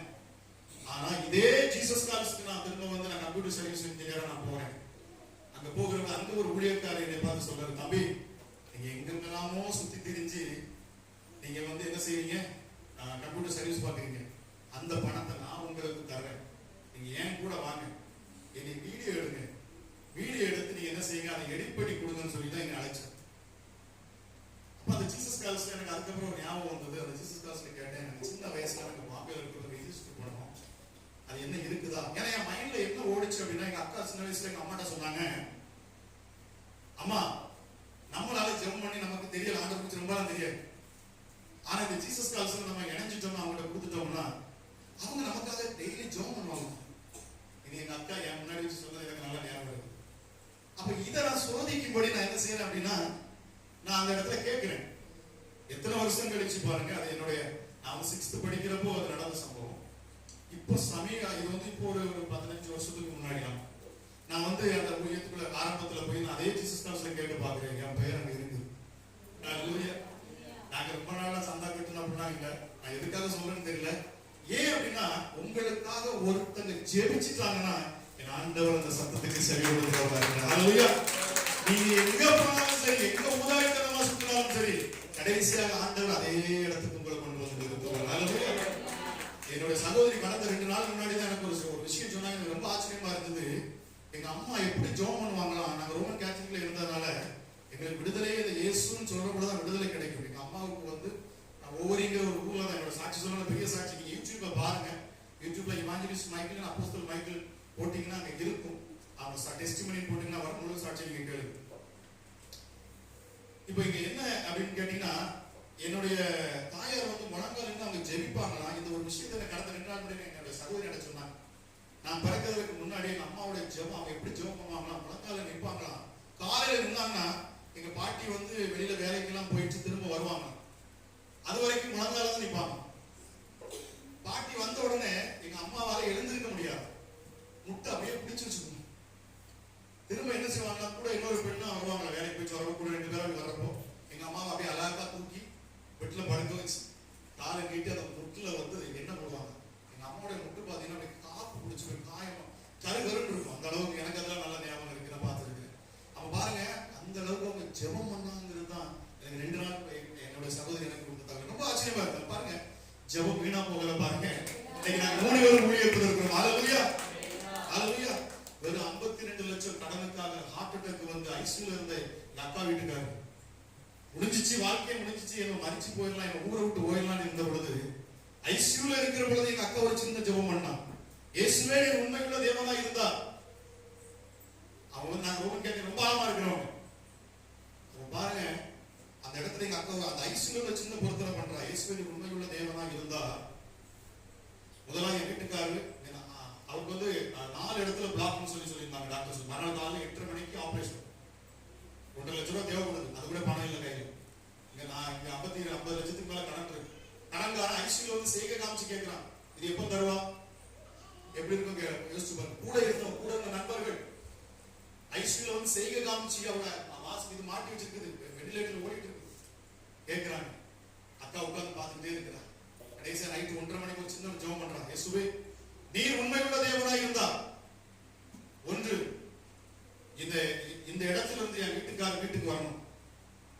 2, எந்த கடனுக்காக நாங்க ஊரை விட்டு ஓட நினைக்கிறோமோ அதே ஊர்ல இருந்து கடனை ஃபுல்லா நாங்க அடைக்கணும். இந்த காரியம் நடந்துருச்சு அப்படின்னா இதை நீங்க செய்வீங்கன்னா, இயேசுதான் தெய்வம்னு சொல்லிட்டு நான் வேலை அவங்க டீச்சரா ஒர்க் பண்ணிட்டு இருந்தா. என்னோட வேலையை நான் விட்டுட்டு நான் இங்க இருக்காங்க. அவங்க வந்து கீரனூர், புதுக்கோட்டை கீரனூர்ல இருக்கிறாங்க. அது சுற்றிலும் ஒரு 28 கிராமம் இருக்கு. அத்தனை கிராமம் அந்த இடங்கள் ஃபுல்லா நான் இயேசுதான் தெய்வம் சொல்லி, இயேசு மட்டும்தான் தெய்வம், அவர் ஒருவரே ரட்சகர்னு சொல்லி இந்த பைபிள் எடுத்து நான் எல்லாத்துக்கும் சுவிசேஷம் சொல்லுவேன் ஒரு பொருத்தனை பண்றான். இந்த பொருத்தனை பண்ணி கொண்டு இருக்கிற பொழுது அவர் கண்ணா வந்து அப்படியே உட்கார்ந்து இருக்கிற பொழுது ஒரு தரிசனம் பார்க்கிறா. ஒரு அழகான ஒரு ஃபாரினர் மாதிரி தெரியுது அவனுக்கு பார்க்கறதுக்கு. யாரோ வெள்ளக்கார மாதிரி தெரிஞ்சான். அவர் என்ன பண்றாரு, எங்க அத்தானுடைய அவர் ஐசியூல வெண்டிலேட்டர் ஓடிட்டு இருக்குது, பக்கத்துல நிக்கிறாரு. நின்று எங்க அத்தானுடைய ஹார்ட்ல வந்து அப்படியே அவர் கையை வச்சுட்டு ஒரு சின்ன ஒரு சிரிப்பை சிரிச்சிட்டு அப்படியே அவர் மறைஞ்சு போறாரு. இவ்வளவுதான் எங்க அக்கா பார்த்த தரிசனம்.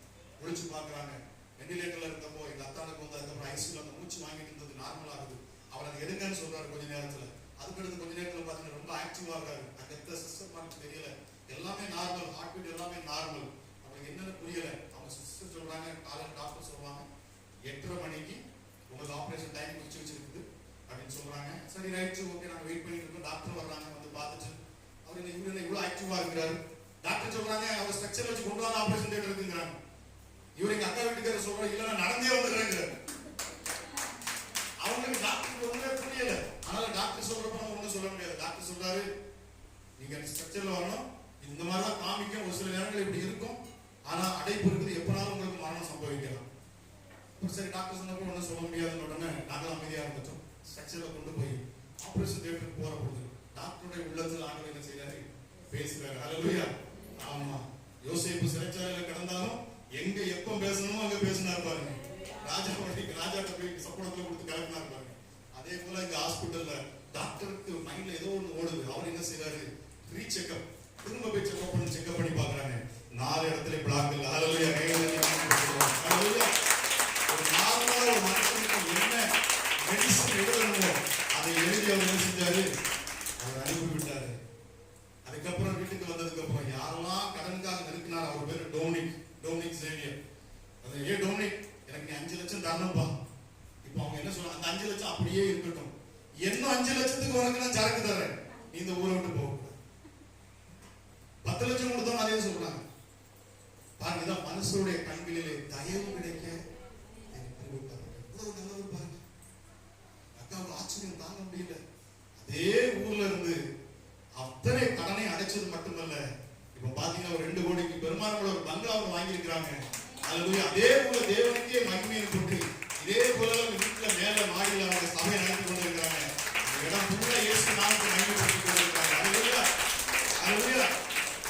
இயேசுவால் கூடாத காரியம் ஒன்றுமே இல்லை. உங்க வாழ்க்கை எப்படிப்பட்டதா இருந்தாலும் சரி, இந்த நாள்ல இந்த இடத்துல செய்தியை கேட்டுக்கொண்டிருக்கிற உங்க வாழ்க்கையை ஆண்டவர் மறுரூபமாக்குவார். இந்த இடத்துல நீங்கள் போகிற பொழுது இப்படியே போக மாட்டீங்க. நான் விசுவாசிக்கிறேன். அடுத்து இந்த இடத்துல நீங்கள் சாட்சி சொல்லுங்க. எத்தனை பேர் விசுவாசத்தோடு கைகளை உயர்த்தி சொல்லுவாங்க? இயேசுவே, நான் சாட்சி சொல்வேன்னு சொல்லுங்க. என் ஆண்டவருக்கு பிரியமானது அதுவே. ஹalleluya. அதற்கு தான் நம்ம அழைத்திருக்கிறார். பாருங்க, இப்படி சொல்லிக்கொண்டே போகலாம். என்னோட இளைய சகோதரி அவங்க சாட்சி அது இன்னும் பயங்கரமாக இருக்கும். என்னோட வாழ்க்கையில் அப்ப நான் இந்த ஒரு சாட்சி நான் சொல்றேன் பாருங்க. என்னோட சாட்சி நான் சொல்லி முடிக்கிற வேகமாக. அப்ப நான் எப்படி இயேசுவை ஏற்றுக்கொள்றேன் பாருங்க. அதே ஜீசஸ் கால்ஸ்ல போய் நினைக்கிற அந்த மனுஷனை கூட்டிட்டு போறாரு. அப்ப அவரோட கூட நான் மினிஸ்ட்ரிக்கு போறேன். நான் நினைக்கிறேன், சார் எங்கிட்ட நமக்கு பணம் கிடைச்சா சரிதான், நம்ம அங்கங்க அழைச்சு ஒவ்வொரு வீடா ஒவ்வொரு ஆபீஸா ஒவ்வொரு இடத்துக்கா போய் நம்ம பணம் சம்பாதிக்க. இவர் சொல்றாரு, எனக்கு வீடு எடுக்க தாரன்னு சொல்றாரு. அப்ப இவருடைய ஆபீஸ்ல மட்டும் நம்ம உட்காந்து வேலை பார்த்தா போதும்னு சொல்றாரு. அவர் என்னை கூட்டிட்டு போறாரு. முதல் தடவை கூட்டிட்டு போறாரு. எங்க கூட்டிட்டு போறாருன்னா கேரளாவுக்கு கூட்டிட்டு போறாரு. அங்க பாத்தீங்கன்னா அங்க ஜனங்கள் பாத்தீங்கன்னா ஒரு 3000-4000 மேல ஜனங்கள் இருக்கிறாங்க. அங்க வந்து பல வடநாட்டுல இருந்து ஜனங்கள் வந்திருந்தாங்க. ஹிந்தியில வேற டிரான்ஸ்லேட் பண்றாங்க. அப்ப அந்த இடத்துல 3 நாள் கன்வென்ஷன் கூட நம்ம ஊழியக்காரருக்கு அரேஞ்ச் பண்ணியிருந்தாங்க.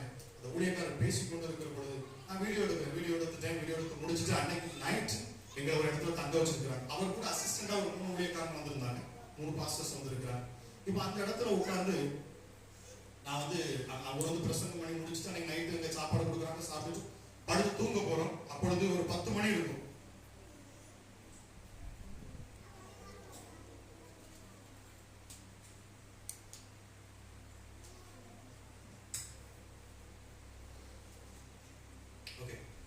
பாத்தீங்கன்னா ஒரு 10 மணி இருக்கும். நைட் 10 மணி இருக்கும். எல்லாரும் படுக்க போறோம். நான் படுத்து தூங்கலாம்னு சொல்லி போனா அந்த ஊழியக்காரர் சொல்றாரு,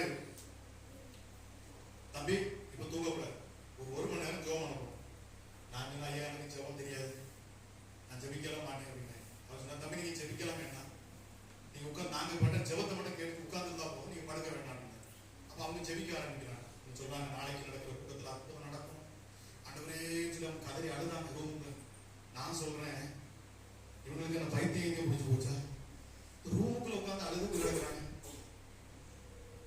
நம்ம நீங்க ஒண்ணு அறிஞ்சுக்கணும், உங்களுக்காக உங்க ஊழியக்காரர்கள் இருப்பாங்க தெரியுமா, உங்க பாஸ்டர்ஸ் இருப்பாங்க தெரியுமா, அவங்க வந்து ஒரு தகப்பனை போல உங்களை என்ன செய்வாங்க, அந்த கேர் எடுக்கிறாங்க. தான் நான் கற்றுக்கிட்டேன். மற்ற ஜனங்களுக்காக, சபைக்கு வர்ற ஜனங்களுக்காக, தன் இடத்துல வரக்கூடிய ஜனங்கள் வெறுமையாய் போயிடக்கூடாதுங்கிறதுக்காக ஆண்டவரிடத்துல இருந்து கதறி அழுகிறத அன்னைக்கு தான் பாக்குறேன். அவங்க அழுகிறாங்க. நான் இப்படி யோசிச்சுட்டு இருக்கேன், இவங்க எதுக்கிட்டாச்சும் கொஞ்சமா லூசு நம்ம இப்படியே நான் சொல்லி யோசிச்சுட்டு இருக்கேன், எதுக்கு இப்படி அழுதுட்டு இருக்கிறாங்க, இதனால வெளியே யாருக்கு என்ன தெரிய போகுது இப்படியே சொல்லிட்டு இருக்கிறப்போ என்னுடைய கண்களை மூடினோம். கண்ணை மூடிதான் உட்காந்து கண்ணை மூடினா என்னுடைய கண்கள்ல கண்ணீரா வருது. கண்ணீர் நான் சொல்ல, நான் எதுக்கு அழணும்? நான் யோசிக்கிறேன், ஒருவேளை இன்னைக்கு அந்த பிரசங்கத்தை கேட்டதுனால இருக்கும், ஒருவேளை இவங்க அழுது ஜெபம் பண்ணனால இருக்கும் அப்படின்னு யோசிக்கிறேன். அப்படியே இல்லை. ஆனாலும் கண்களை மூடின பொழுதுதான் என் கண்களுக்கு முன்பதாக ஒரு முகம் வருது.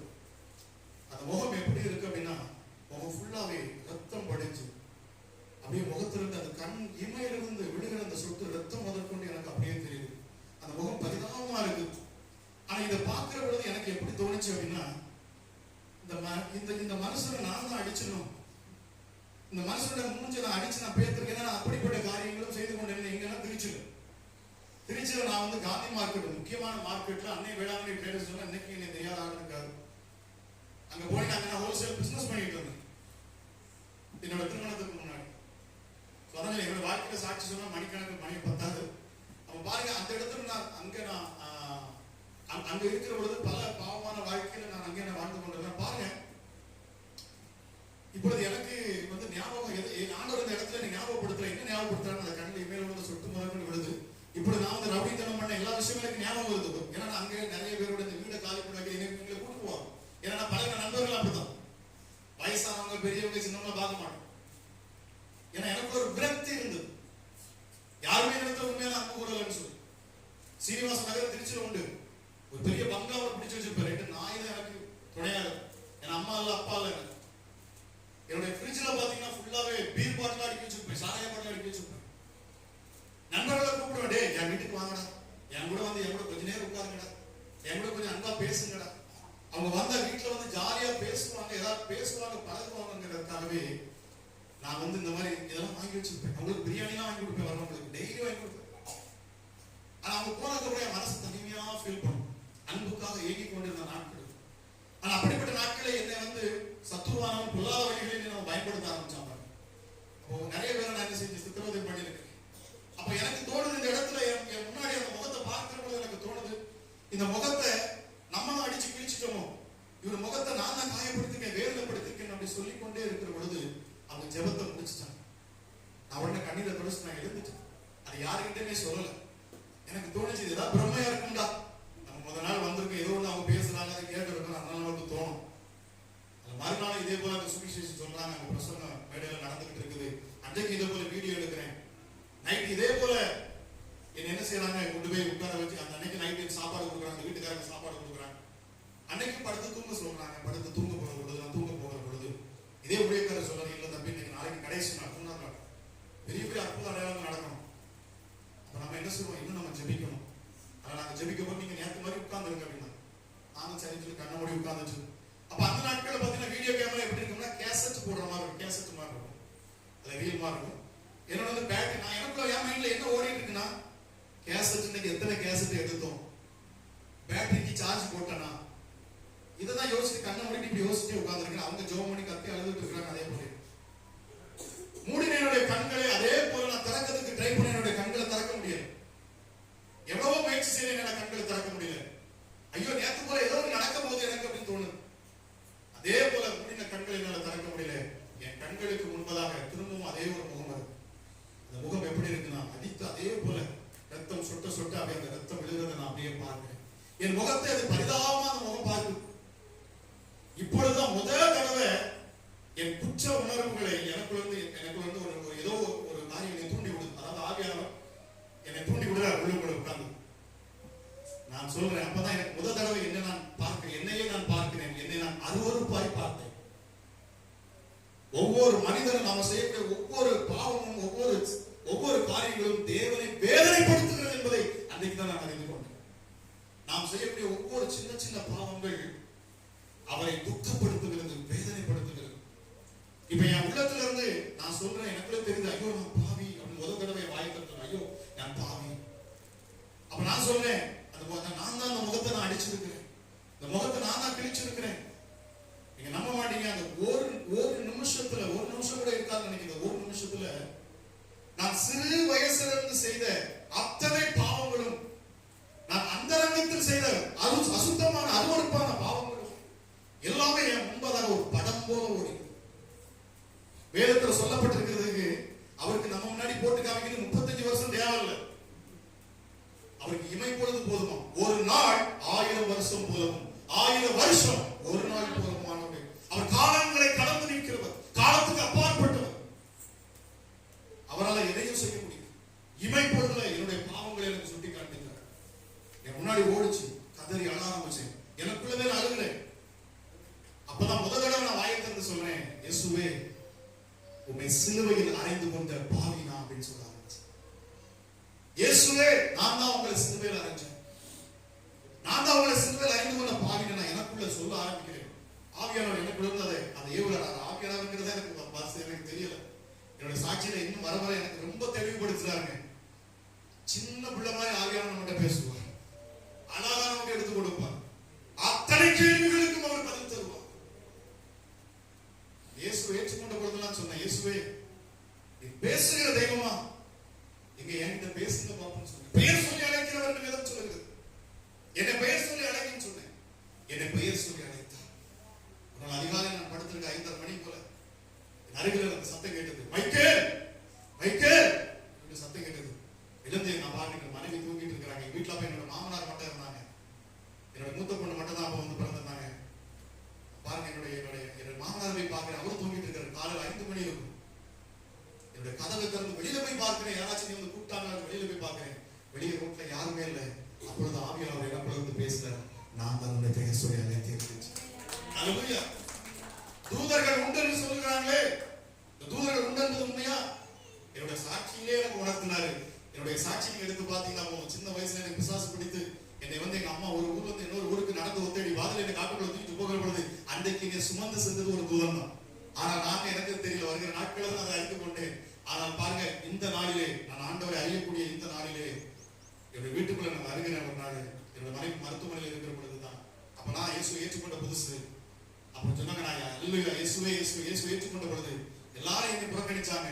என் குடும்ப நபர்கள் எல்லாரும் இங்க இயேசு ஏற்றுக்கொண்டாங்க. இயேசு பைத்தியம் அப்படின்னு சொல்லி எனக்கு நான் வந்து இயேசு ஏற்றுக்கொண்ட முதல்ல ஆண்டவர் சொன்ன உன் தொடர்புகளை உன் ஃப்ரெண்ட்ஸ் நண்பர்கள் எல்லாத்தையும் துண்டிச்சிருந்தாரு. மொபைலை தூக்கி வீசிட்டேன். அப்பெல்லாம் பழைய மொபைல் சிம் கார்டை பிடிச்சி தூர போட்டேன். யாரோட கான்டாக்ட் இல்லை. என் மனைவி மருத்துவமனையில் இருக்கிறாங்க. டாக்டர் சொன்னா 28,000 ரூபாய் பணம் தேவைப்படுது. அவங்க சிசேரியன் பண்ணணும். ஆளு கொஞ்சம் ஃபேட்டா இருப்பாங்க. என் கையில ஒரு 2,000 ரூபாய் இருக்கு. அனுபவத்தில் எசப்பா வைக்கப்பட்டு போயிடக்கூடாது. என் மனைவி என்கிட்ட சொல்லி அழுதாங்க, நீங்க என்ன பண்ணுவீங்க? இப்ப பணத்துக்கு என்ன செய்வீங்க? உன் நண்பர்கள் உங்க கூட யாருமே இல்லை. இப்ப என்ன செய்ய போறீங்க? என்னுடைய வீட்டிலே உங்களுக்கு உதவி செய்யறதுக்கு ஆள் இல்லை. ஏன்னா நீங்க இயேசு ஏற்றுக்கொண்டதுனால உங்களுக்கு யாரும் உதவி செய்ய மாட்டாங்க. என்ன செய்ய போறீங்க? என் மனைவி கேட்டா, நான் வேதத்தை எடுத்துக்கொண்டு நேரே அரை வீட்டுக்குள்ள வந்து உட்கார்ந்து முழங்கால் படிட்டு ஒரே வார்த்தை தான் சொன்னேன், இயேசுவே நான் வைக்கப்பட்டு போகக்கூடாது.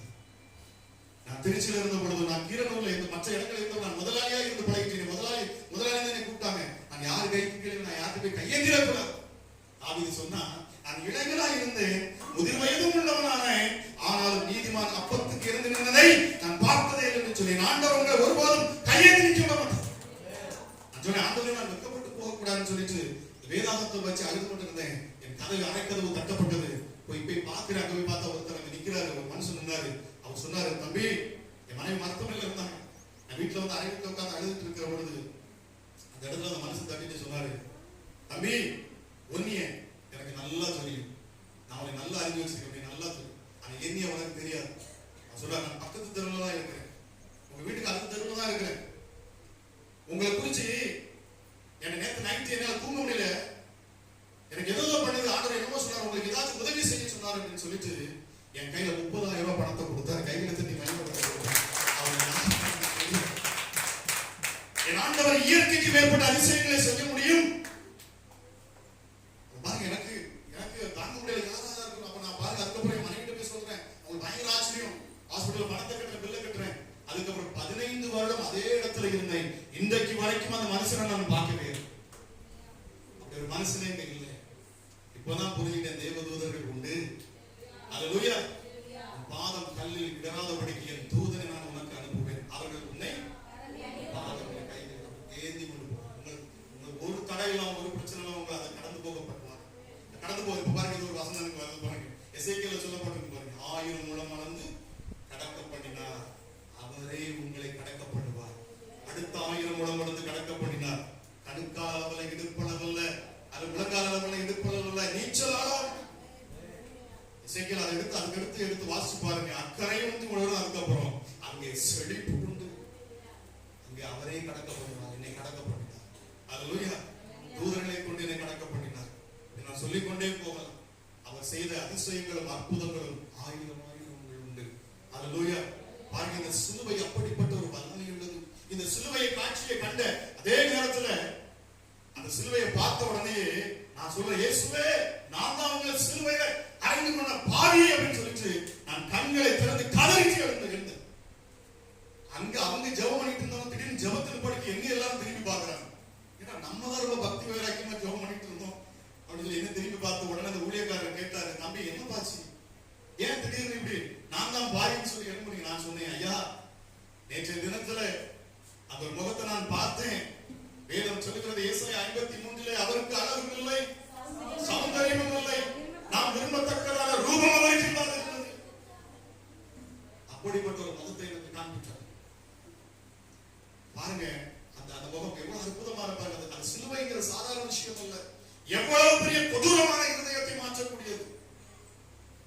சகோதரி சொன்னாங்க, அவங்க முதல்ல ரட்சிக்கப்பட்டாங்க. அவங்க சொன்னாங்க, டேய் எனக்கு ஒரு தரிசனத்தை ஆண்டவர் காட்டினாரு, உன் வாழ்க்கை இப்படியே இருக்காது, நீ இதே பாவ வாழ்க்கையில வாழ்ந்து கொண்டு இருக்க மாட்டா. இன்னைக்கு உன்னை சுற்றி 1000 பேர் இருக்கலாம், இந்த தேசத்திலே உள்ள யாரை வேணாலும் நீ மிரட்டலாம். நான் அந்த மாதிரி இருந்தேன், யாரை வேணாலும் என்ன வேணாலும் செய்ய முடியுங்கிற அதிகாரத்தில் இருப்பான. இல்ல, நீ உன் கையில ஒரு புஸ்தகத்தை வச்சிருக்கிறா, இந்த புஸ்தகத்தை தலைகீழ வைத்து படித்துட்டு இருக்கிறா. அதை நான் என்ன செய்யற, வாங்கி நேரே உன் கையில நான் தந்தது போல ஒரு தரிசனம் பார்த்தேன். ஆகவே உன் வாழ்க்கையின் தலைகீழாக மாறும், இப்படி இருக்கிறவன் நீ இருக்க மாட்டான்னு சொல்லி ஆண்டவர் என்னுடைய சகோதரிட்ட பேசினாங்க. அதே போல என் வாழ்க்கை டோட்டலா மாறினது. ஹல்லேலூயா. என்றைக்கு அவரை முகமுகமாய் சந்தித்தனோ அந்த தரிசனம் பார்த்தேன், கேரளாவில் தரிசனத்தை பார்த்தேன். தரிசனத்தை பார்த்த உடனே என் உள்ளத்துல அப்படி ஒரு சந்தோஷம், அப்படி ஒரு சமாதானம். நான் எத்தனையோ லட்சங்களை கொண்டு இதே பிலிம் இண்டஸ்ட்ரியில நான் ஜிடிவில நான் ஒர்க் பண்ணியிருக்கிறேன். மும்பைல நான் போகாதெல்லாம் கிடையாது, எனக்கு தெரியாத பிலிம் ஆக்டர்ஸ் கிடையாது. எவ்வளவு பெரிய பெரிய பிலிம்ல ஃபேஷன் டிசைனர்ஸ் எனக்கு தெரியும், பெரிய பெரிய ஆட்கள், நான் பெரிய பெரிய அரசியல்வாதிகள் உட்கார்ந்து இருக்கிறவன். அண்டர்வேர்ல்ட் பிசினஸ் வாங்க மும்பைல போனா தெரியும், இரவுல சுத்தக்கூடிய பெரிய பெரிய பொல்லாத கொடூரமான சுத்திரவதை பண்ணக்கூடிய கொடூரமான இதயம் படித்த ஜனங்கள் உண்டு, கொடூரமான தீவிரவாதிகள். இவர்கள் எல்லாரும் சின்ன இருந்து பார்த்திருக்கிறேன். ஆனால் என்னை ஆண்டவர் முழுவதுமாக மாற்றினார். என்றைக்கு இயேசுவை நான் முகமுகமாய் தரிசித்தனோ, என்னைக்கு அந்த சிலுவை காட்சி ஆண்டவர் எனக்கு காண்பித்தாரோ, அதிலிருந்து என் மனசுல வந்த சந்தோஷம் சமாதானத்தை சொல்லவே முடியாது. அன்றைக்கே மறுநாள் நான் ஓடி வர்றேன், வீட்டுக்கு வர, அங்கிருந்து மீட்டிங் முடிஞ்சு வீட்டுக்கு அந்த சகோதரர் சொன்னாரு, அந்த ஐயா சொன்னாரு, அந்த ஊழியக்காரர் சொன்னாரு, தம்பி தரிசனத்தை ஆண்டவர் உனக்கு காண்பித்திருக்கிறான்னு சொன்னா, இயேசு உன்னை தொட்டுட்டார், இனி உன்னால பாவம் செய்ய முடியாது, இனி அக்கிரமத்திலே வாழ முடியாதுன்னு சொன்னார். இதே ஊழியக்காரர் என்ன ஜீசஸ் கால்ஸ் ஒரு நாள் கூட்டிட்டு போனார். அங்க சொன்னார், இந்த இடத்துல டிஜே சங்கர் உட்கார்ந்து ஜெபிக்கக்கூடிய அறை, இந்த அறைக்குள்ள யாரும் வர முடியாது. என்னன்னு தெரியல, நான் எத்தனையோ தடவை வந்திருக்கிறேன். இன்னைக்கு நீ அந்த அறைக்குள்ள உட்கார்ந்து ஜெபிக்கிற பொழுது என் சங்கீதத்துல நான் அனல் எழும்புறதா பாக்குறேன். இன்னைக்கு நான் பிரசங்கம் பண்ணவேன்னு சொல்லி அவர் பிரசங்கம் பண்ணார். அன்னைக்கு இயற்கைக்கு மேற்பட்ட அற்புத அடையாளம் நடந்தது. அவர் வெளியில வர்ற பொழுது அந்த ஊழியக்காரரு சொன்னாரு, தம்பி எனக்கு நீங்க டிரைவ் பண்ணீங்க, இப்ப நீங்க ஏன் சீட்ல உட்காருங்க, உங்களுக்கு நான் டிரைவ் பண்ணுவேன். ஏன்னா ஆவியானவர் சொல்றாரு, உங்களுக்கு நான் தீர்க்க தரிசனம் சொல்லி அந்த ஊழியக்காரர் அதே இடத்துல எனக்கு தீர்க்க தரிசனம் சொன்னார். அவரே அறியாமல் தீர்க்க தரிசனம் நான் பார்த்தேன்.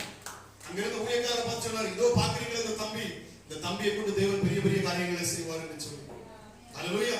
இயேசுவை கண்ட அந்த தரிசனத்தை பார்த்தோம்னா சும்மா இல்லைங்க, நான் மறுநாளே வந்து என் மனைவிட்ட சொன்னேன், இயேசுவை முகமுகமாக சந்தித்தேன், அந்த கல்வாரி காட்சியை நான் பார்த்தேன். என் மனைவிக்கு அவ்வளவு சந்தோஷம். அன்றைக்கு சாயங்காலமே போய் ஞானஸ்நானம் எடுத்து கையில தட்டி மயக்கம் கொடுக்கிறேன். என்னால இருக்க முடியல. உங்களுக்குள் கிறிஸ்து வந்துட்டார், நான் உங்களால் இருக்க முடியாது. தேவ ஆவியானவர் உங்களுக்கு வந்துட்டார், உங்களால சும்மா இருக்க முடியாது. ஏனென்றால் தேவ ஆவியானவர் கிறிஸ்துவை குறித்து சாட்சி கொடுத்து கொண்டே இருப்பார், உங்களை முடுக்கிக் கொண்டே இருப்பார். அப்போஸ்தலனாகிய பவுல் சொல்லுகிறார், அவருடைய அன்பு என்னை நெருக்கி ஏவுகிறது, அது ஒரு ஏவுகணை போல உங்களுக்கு இருந்து செயல்படும். நீங்க நம்ப மாட்டீங்க, கடந்த இப்போ 2 நாள் முன்னாடி நான் ஹாஸ்பிட்டல்ல 2 நாள் அட்மிட் ஆகி நான் பேசிட்டு இருக்கேன். இன்னைக்கு வந்து நான் நின்று பேசுறது எனக்கு ஆச்சரியமாக இருக்குது. ஐயாட்ட சொல்லி நான் வந்துருவேன்னு சொல்லி 2 நாள் முன்னாடி ஏஆர் மருத்துவமனைன்னு சொல்லிட்டு அந்த மருத்துவமனையில் 2 நாள் நான் என்ன செஞ்சேன், அட்மிட் ஆகி 2 நாள் உங்களுக்கு வந்து என்ன ஆயிடுச்சு, பிரஷர் ரொம்ப ஏறிச்சு, உங்களுக்கு வந்து எனக்கு வந்து 210 இருக்குது. நான் சொன்ன எந்த 10ல போனாலும் எனக்கு ஒருத்தர் இருக்கிறார். ஹல்லேலூயா, ஹல்லேலூயா, ஹல்லேலூயா. அவங்க எவ்வளவோ ட்ரை பண்ணி என்னென்னமோ மாத்திரை டாக்டர்ஸ் கொடுத்து பார்த்தாங்க, அது இறங்கவே மாட்டேங்குச்சு. அவங்களே குழப்பிட்டாங்க, நீங்க வீட்டுக்கு போங்க பிரதர், நீங்க போய் ரெஸ்ட் எடுங்க பிரதர். அவர் ஒரு பிலீவர் தான், அவருக்கு தெரியும். ஹல்லேலூயா. என்னுடைய ஊழியத்துல இந்து வரைக்கும் நான் சொல்லி கொண்டு இருக்கிறேன். ஒருத்தவங்களாம் கேன்சர்ல ஒரு அம்மா அடிக்கிறாங்க, 3 மணி நேரம் தான் கெடு கொடுத்துருந்தாங்க ஒரு பொண்ணுக்கு, 18 வயசு நிரம்பின பொண்ணு. டாக்டர் சொல்லிட்டாங்க, ஸ்ரீலங்கால இருந்து எனக்கு அடிக்கிறாங்க. அவங்க சொல்றாங்க, ஐயா எனக்கு 3 மணி நேரம் தான் கெடு கொடுத்துருக்காங்க, என் பிள்ளை மறித்து போகும்னு சொல்லி அது சுயநிலைமை இழந்து போயிடுச்சு.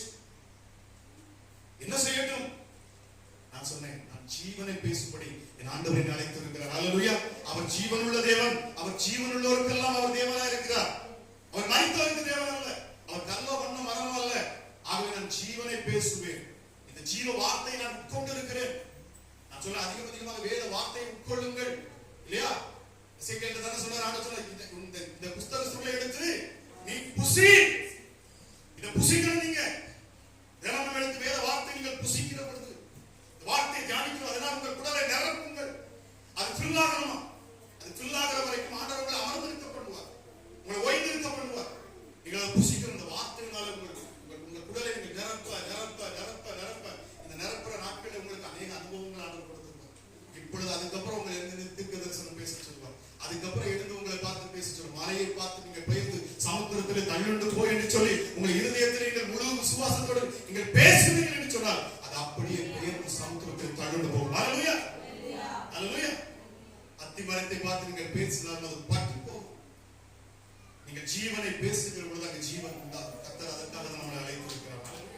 நீங்கள் ஆசீர்வதிப்பதே இல்லாமல் ஒருவரையும் ஆண்டவர் அதுக்காக அழைச்சிருக்கிறார். பாருங்க, தேவன் அந்த தரிசனத்தை பார்த்து மறுநாளே என்ன செஞ்சுட்டேன், சரி அன்னைக்கு சாயங்காலம் போய் ஞானஸ்நானம் என் மனைவி அதை பார்த்த உடனே என் வீட்டுக்காரர் திருந்திச்சாரு, அவங்களும் தனி தொட்டில குதிச்சிட்டாங்க. 2 பேரும் நாங்க ஞானஸ்நானம் எடுத்தோம். அதுக்கப்புறம் ஆவியானவர் என்னோட இடைப்பட்ட நான் கேட்ட கேள்விகள் எல்லாத்துக்கும் என்ன பதில் கொடுத்தாரு. என்னை தூக்கி சுமக்க ஆரம்பித்தார். என்னைக்கு இந்த வேதத்தை நான் தூக்கினோ அன்னையிலிருந்து இன்றைக்கு வரைக்கும் அவர் என்னை தூக்கி சுமந்து கொண்டிருக்கிறார். அல்லேலூயா, அல்லேலூயா. எப்படிப்பட்ட நெருக்கங்கள் வந்தாலும் சரி, எப்படிப்பட்ட பாவங்கள் வந்தாலும் சரி, நம்ம அசைக்க முடியாது. எல்லாத்துக்கும் காரணம் இந்த சிலுவையில் உண்டான வெற்றி. அல்லேலூயா, அல்லேலூயா. ரத்தம் சிந்தப்பட்ட அந்த காட்சி, அந்த சிலுவை கல்வாரி காட்சியை நான் கண்டேன். அநேக ஊழியக்காரர்கள் சொல்லணும், இதே டிஜே சங்கலே சொல்லுவாங்க அன்னைக்கு அந்த தரிசனத்தை ஆண்டவர் எனக்கு காண்பித்தார். அல்லேலூயா. பழைய பரிசுத்தவான்களை கேட்டா தெரியும், ஐயாட்ட கேட்டா தெரியும். அவங்களோட அந்த பாடல் யாருமே சாதாரணமாக இதை கடந்து வந்திருக்க முடியாது. எல்லோருக்கும் அந்த தரிசனம் ஆண்டவர் நம்ம பார்க்கணுங்க. அந்த சிலுவை நீங்க தியானிச்சு பாருங்க. இதை பத்தி தினமும் தியானிங்க. பேசணும் பாருங்க, நிறைய உண்டு. 7 வார்த்தைகளை பேசி தியானிக்கணும். எனக்கு ரொம்ப ஆசை இருந்தது. நான் பேசிக்கொண்டே இருப்பேன். நான் கிறிஸ்துவுக்கு பைத்தியமாக இருக்கிறேன். அல்லேலூயா, அல்லேலூயா. நேற்றைய தினத்துல கூட மனைவி சொல்றாங்க, ஏங்க இப்படி நீங்க பேசிக்கிறீங்க, இதே தானே தூங்குங்க, ஏதாச்சும் ஆயிர போகுது. அப்ப என்னோட மச்சான் வந்தாங்க. அவங்க மினிஸ்டர்ல இப்போதான் அவங்க உள்ள வேற வந்துட்டு இருக்காங்க. அவங்க சொன்னாங்க, மாப்பிள்ள இன்னும் அப்படி எப்ப மாத்திரம் கிறிஸ்து இதே பிடிச்சி வச்சுட்டே இருக்கீங்க, கொஞ்சம் ரெஸ்ட் கொடுங்க மாப்பிள்ள. நானே இதை ரெஸ்ட் கொடுத்தோம்னா நான் ரெஸ்ட் ஆகிடும் பரவாயில்லையா அப்படின்னு. அல்லேலூயா. இதுதான் நம்ம மூச்சா இருக்கணும். வேதம் தான் நம்முடைய பேச்சா இருக்கணும். கிறிஸ்துவே ஏதோ அறிஞ்சு கொண்டேன், எதை ஏற்றுக்கொண்டேன், ஏதோ சபைக்கு வந்தேன், ஏதோ காணிக்கையை போட்டேன், அதனால இல்ல. பிரியமானவர்களே, உங்கள் வாழ்க்கையில் நடக்கிற சிறு சிறு அற்புதங்களை நான் சொல்றேன். நீங்கள் இயேசு கிறிஸ்துவிடத்திலிருந்து பெற்றுக்கொண்ட அந்த அதிசயங்கள், இந்த புண்ணியங்களை நீங்கள் மற்றவர்களுக்கு அறிவித்து பாருங்கள். இந்த சபைக்கு நான் அநேக ஜனங்களை அழைத்து கொண்டு வருவேன், அநேக ஆத்துமாக்களை ஆதாயப்படுத்துவேன் என்று சொல்லி உங்க இருதயத்தில் இந்த இடத்துல நீங்க ஒரு முடிவு பண்ணி நீங்க போய் பாருங்க. நிச்சயமாக ஆண்டவர் உங்களை தூக்கி சுமப்பார். அல்லேலூயா. அதான் சொல்லுவேன் பாருங்க, சிறைச்சாலை எப்பொழுதுமே நிறைஞ்சு கிடக்குதுங்க. அது அடைச்சுதான் இருக்கும். சிறைச்சாலை போனீங்கன்னா உள்ள போக முடியுமா? முடியாது. அது அடைச்சுதான் இருக்கும். ஆனா உள்ள குமிஞ்சு கிடக்குறாங்க. ஆனால் தேவாலயம் உங்களுக்காக எப்பொழுதும் திறந்தே இருக்கிறது. அது பாருங்க, யாருமே இல்லாம இருக்கு. அல்லேலூயா. இந்த ஆலயத்தை நிரப்பி பாருங்க. தேவன் உங்கள் வீட்டை பொக்கிஷத்தினால ஆசீர்வாதத்தில் நிரப்புவார். அல்லேலூயா. இயேசு பிரத்யட்சமாக உங்களுக்கு வெளிப்படுவார். இதுதாங்க ரகசியமே. என்னுடைய ஊழியத்தில் நான் பார்த்த வரைக்கும் நான் கற்றுக் கொடுக்கிற ஒவ்வொரு ஜனங்களுடைய வாழ்க்கையில மாற்றங்கள் நடக்குதுன்னு சொன்னா அவங்க அற்புதத்தை பெற்றுக்கொள்ளலாம்னு அவங்களுக்கு நான் சொல்ற ஒரே ஒரு விஷயம் இதுதான். நீங்க இயேசுவை விசுவாசிச்சிட்டீங்க, உங்களுக்கு ஒரு அற்புதம் நடந்திருக்குன்னு சொன்னா அது கொஞ்சத்துல உண்மையா இருந்தது. கொஞ்சம் அற்புதத்தை உங்க பக்கத்து வீட்டுல சொல்லிப்பாங்க, ஏற்ற வீட்டுல சொல்லிப்பாங்க. இயேசுவின் நாமத்தை கொண்டு நீங்க ஜெபிச்சு பாருங்க, அற்புதம் நடக்கும். எப்படி சகை என்கிற ஒரு மனுஷன் இந்த இயேசுவை அழைத்து தன் வீட்டுக்குள்ளே இடம் கொடுத்தானோ, இயேசு சொன்னார், போகிற பொழுதே சொன்னார் போலுங்க, என்ன சொன்னாரு, இன்றைக்கே சகையில இன்றைக்கே உன் வீட்டுக்கு உனக்கு மட்டும்தான் ரட்சிப்புன்னு அவர் சொல்லவே இல்லை. அல்லேலூயா. இந்த இடத்துல இருக்கிற உட்கார்ந்து இருக்கிற நீங்க ஒவ்வொருவரும் உங்கள் வீட்டுக்கு நீங்க தான் வெளிச்சம். ரட்சிப்பு உங்கள் மூலமாக தான் உண்டாகும். ஏதோ ஆண்டவர் நேரடியாக மேல வரமாட்டார். உங்க குடும்பத்துல உங்கள் ஒருத்தர் தான் தொடுவார். உங்களை கொண்டு உங்கள் குடும்பம் ரட்சிக்கப்படணும், இல்லைன்னா உங்க தெரு ரட்சிக்கப்படணும். உங்களை கொண்டு அநேக ஆத்துமாக்கள் மீட்கப்படுகிற பொழுதுதான் பரலோகத்துக்கு மிகப்பெரிய சந்தோஷம் என்று வேதம் சொல்கிறது. கைகளை தட்டி மகிமைப்படுத்துகிறோம். ஹல்லேலூயா. இருக்கிற இடங்களுக்கு அப்படியே நம்ம எடுத்து நிற்கலாம். ஒரு நிமிஷம் மட்டும். ஹல்லேலூயா. ஒருவேளை கொஞ்சம் நேரங்களை நான் எடுத்துக்கொண்டேன். ஆனால் அநேக காரியங்களை ஆண்டவர் உங்களிடத்தில் பேச ஆசைப்படுகிறார். இந்த இடத்துல தேவ பிரசன்னம் நிரம்பி இருக்கு. எத்தனை பேர் விசுவாசிக்கிறீங்க? அப்படியே உள்ளத்தின் ஆழத்தில் கண்களை மூடி. ஹல்லேலூயா. ஒரே ஒரு நிமிஷம் அப்படி கண்களை மூடி அந்த கல்வாரி சிலுவையை நோக்கி பாருங்க. சிலுவையை நோக்கி பாருங்க. உங்களுக்காக அடிக்கப்பட்ட, நீங்க நல்லா இருக்கணுங்கிறதுக்காக, நீங்க வியாதி இல்லாத ஒரு வாழ்க்கை வாழ வேண்டும் என்பதற்காக, நீங்கள் தரித்திரமா இருக்கக்கூடாது என்பதற்காக, ஐஸ்வர்யம் உள்ள தேவன், அவர் ஐஸ்வர்ய சம்பந்தர், அவர் உங்களுக்காக சிலுவையில் தரித்திரமானார். அப்படியே இருக்கிற இடங்களில் கண்களை மூடி வாய்களை திறந்து சொல்லுங்க, இயேசுவே என் வாழ்க்கையில் வாங்கப்பா, என் வீட்டுக்குள் வாங்க, என் உள்ளத்துக்குள்ள வாங்க. நீங்களா சொல்லுங்க பாக்கல, இந்த இயேசுவை நீங்க சொல்லுங்க, சொல்லிக்கொண்டே இருங்க. இயேசுப்பா என் பிள்ளையோட வாழ்க்கையில வாங்க, குடிகார என் கணவனுடைய வாழ்க்கையில வாங்க, நாளை கெட்டு போன என் பிள்ளையோட வாழ்க்கையில வாங்க. சொல்லுங்களேன், உங்க குடும்பத்துல உங்க சூழ்நிலை கண்டு இந்த இடத்துல 2 நிமிஷம் நீங்க ஜெபித்து பாருங்க. நான் சொல்றேன், இந்த நேரத்துல நீங்க ஜெபிக்கிற இந்த நேரத்துல என் ஆவியானவர் ஹalleluya நிச்சயமாக உங்க குடும்பத்துல அவர் வேலை செய்வார், உன் கணவனுக்குள்ள வேலை செய்வார், உன் மகனுக்குள்ள வேலை செய்வார், உன் மகனுக்குள்ள அவர் வேலை செய்வார். கைகளை தட்டி இயேசுவின் நாமத்திலே கைகளை தட்டி மகிமைப்படுத்துங்க. ஓ ரீமா ஷாதாலாபாராதலா, ரீமா ஷாதாலாபாராதேவியாத்துமதி, தேவ வல்லமை ராஜாவின் இடத்துல இறங்கட்டும் அப்பா. ஹalleluya ஹalleluya. இந்த நேரத்துல தேவ அக்கினி ஒவ்வொரு பிள்ளைகளிலும் இறங்கட்டும். கைகளை தட்டி வாய்களை திறந்து ஒரு விடுதலையோடு கூட இந்த நேரத்தில் ஹalleluya இந்த கல்வாரி சிலுவையை நோக்கி பாருங்கள். ஹalleluya உங்கள் முகங்கள் பிரகாசிக்கும். இந்த கல்வாரி சிலுவையை நோக்கி பாருங்கள். நீங்கள் வெட்கம் அடைவதில்லை. ஒரு மிகப்பெரிய ஒரு வல்லமை இந்த நேரத்தில் உங்களை நிரப்ப ஹalleluya இறங்குகிறது நான் விசுவாசிக்கிறேன். தேவ ஆவியானவர் உங்கள் மேல் அவர் இறங்குகிறார். எத்தனை பேர் விசுவாசிக்கிறீங்க? கைகளை தட்டி அந்நிய பாஷையில பேசுங்க. தேவ மகிமை இறங்கட்டும்.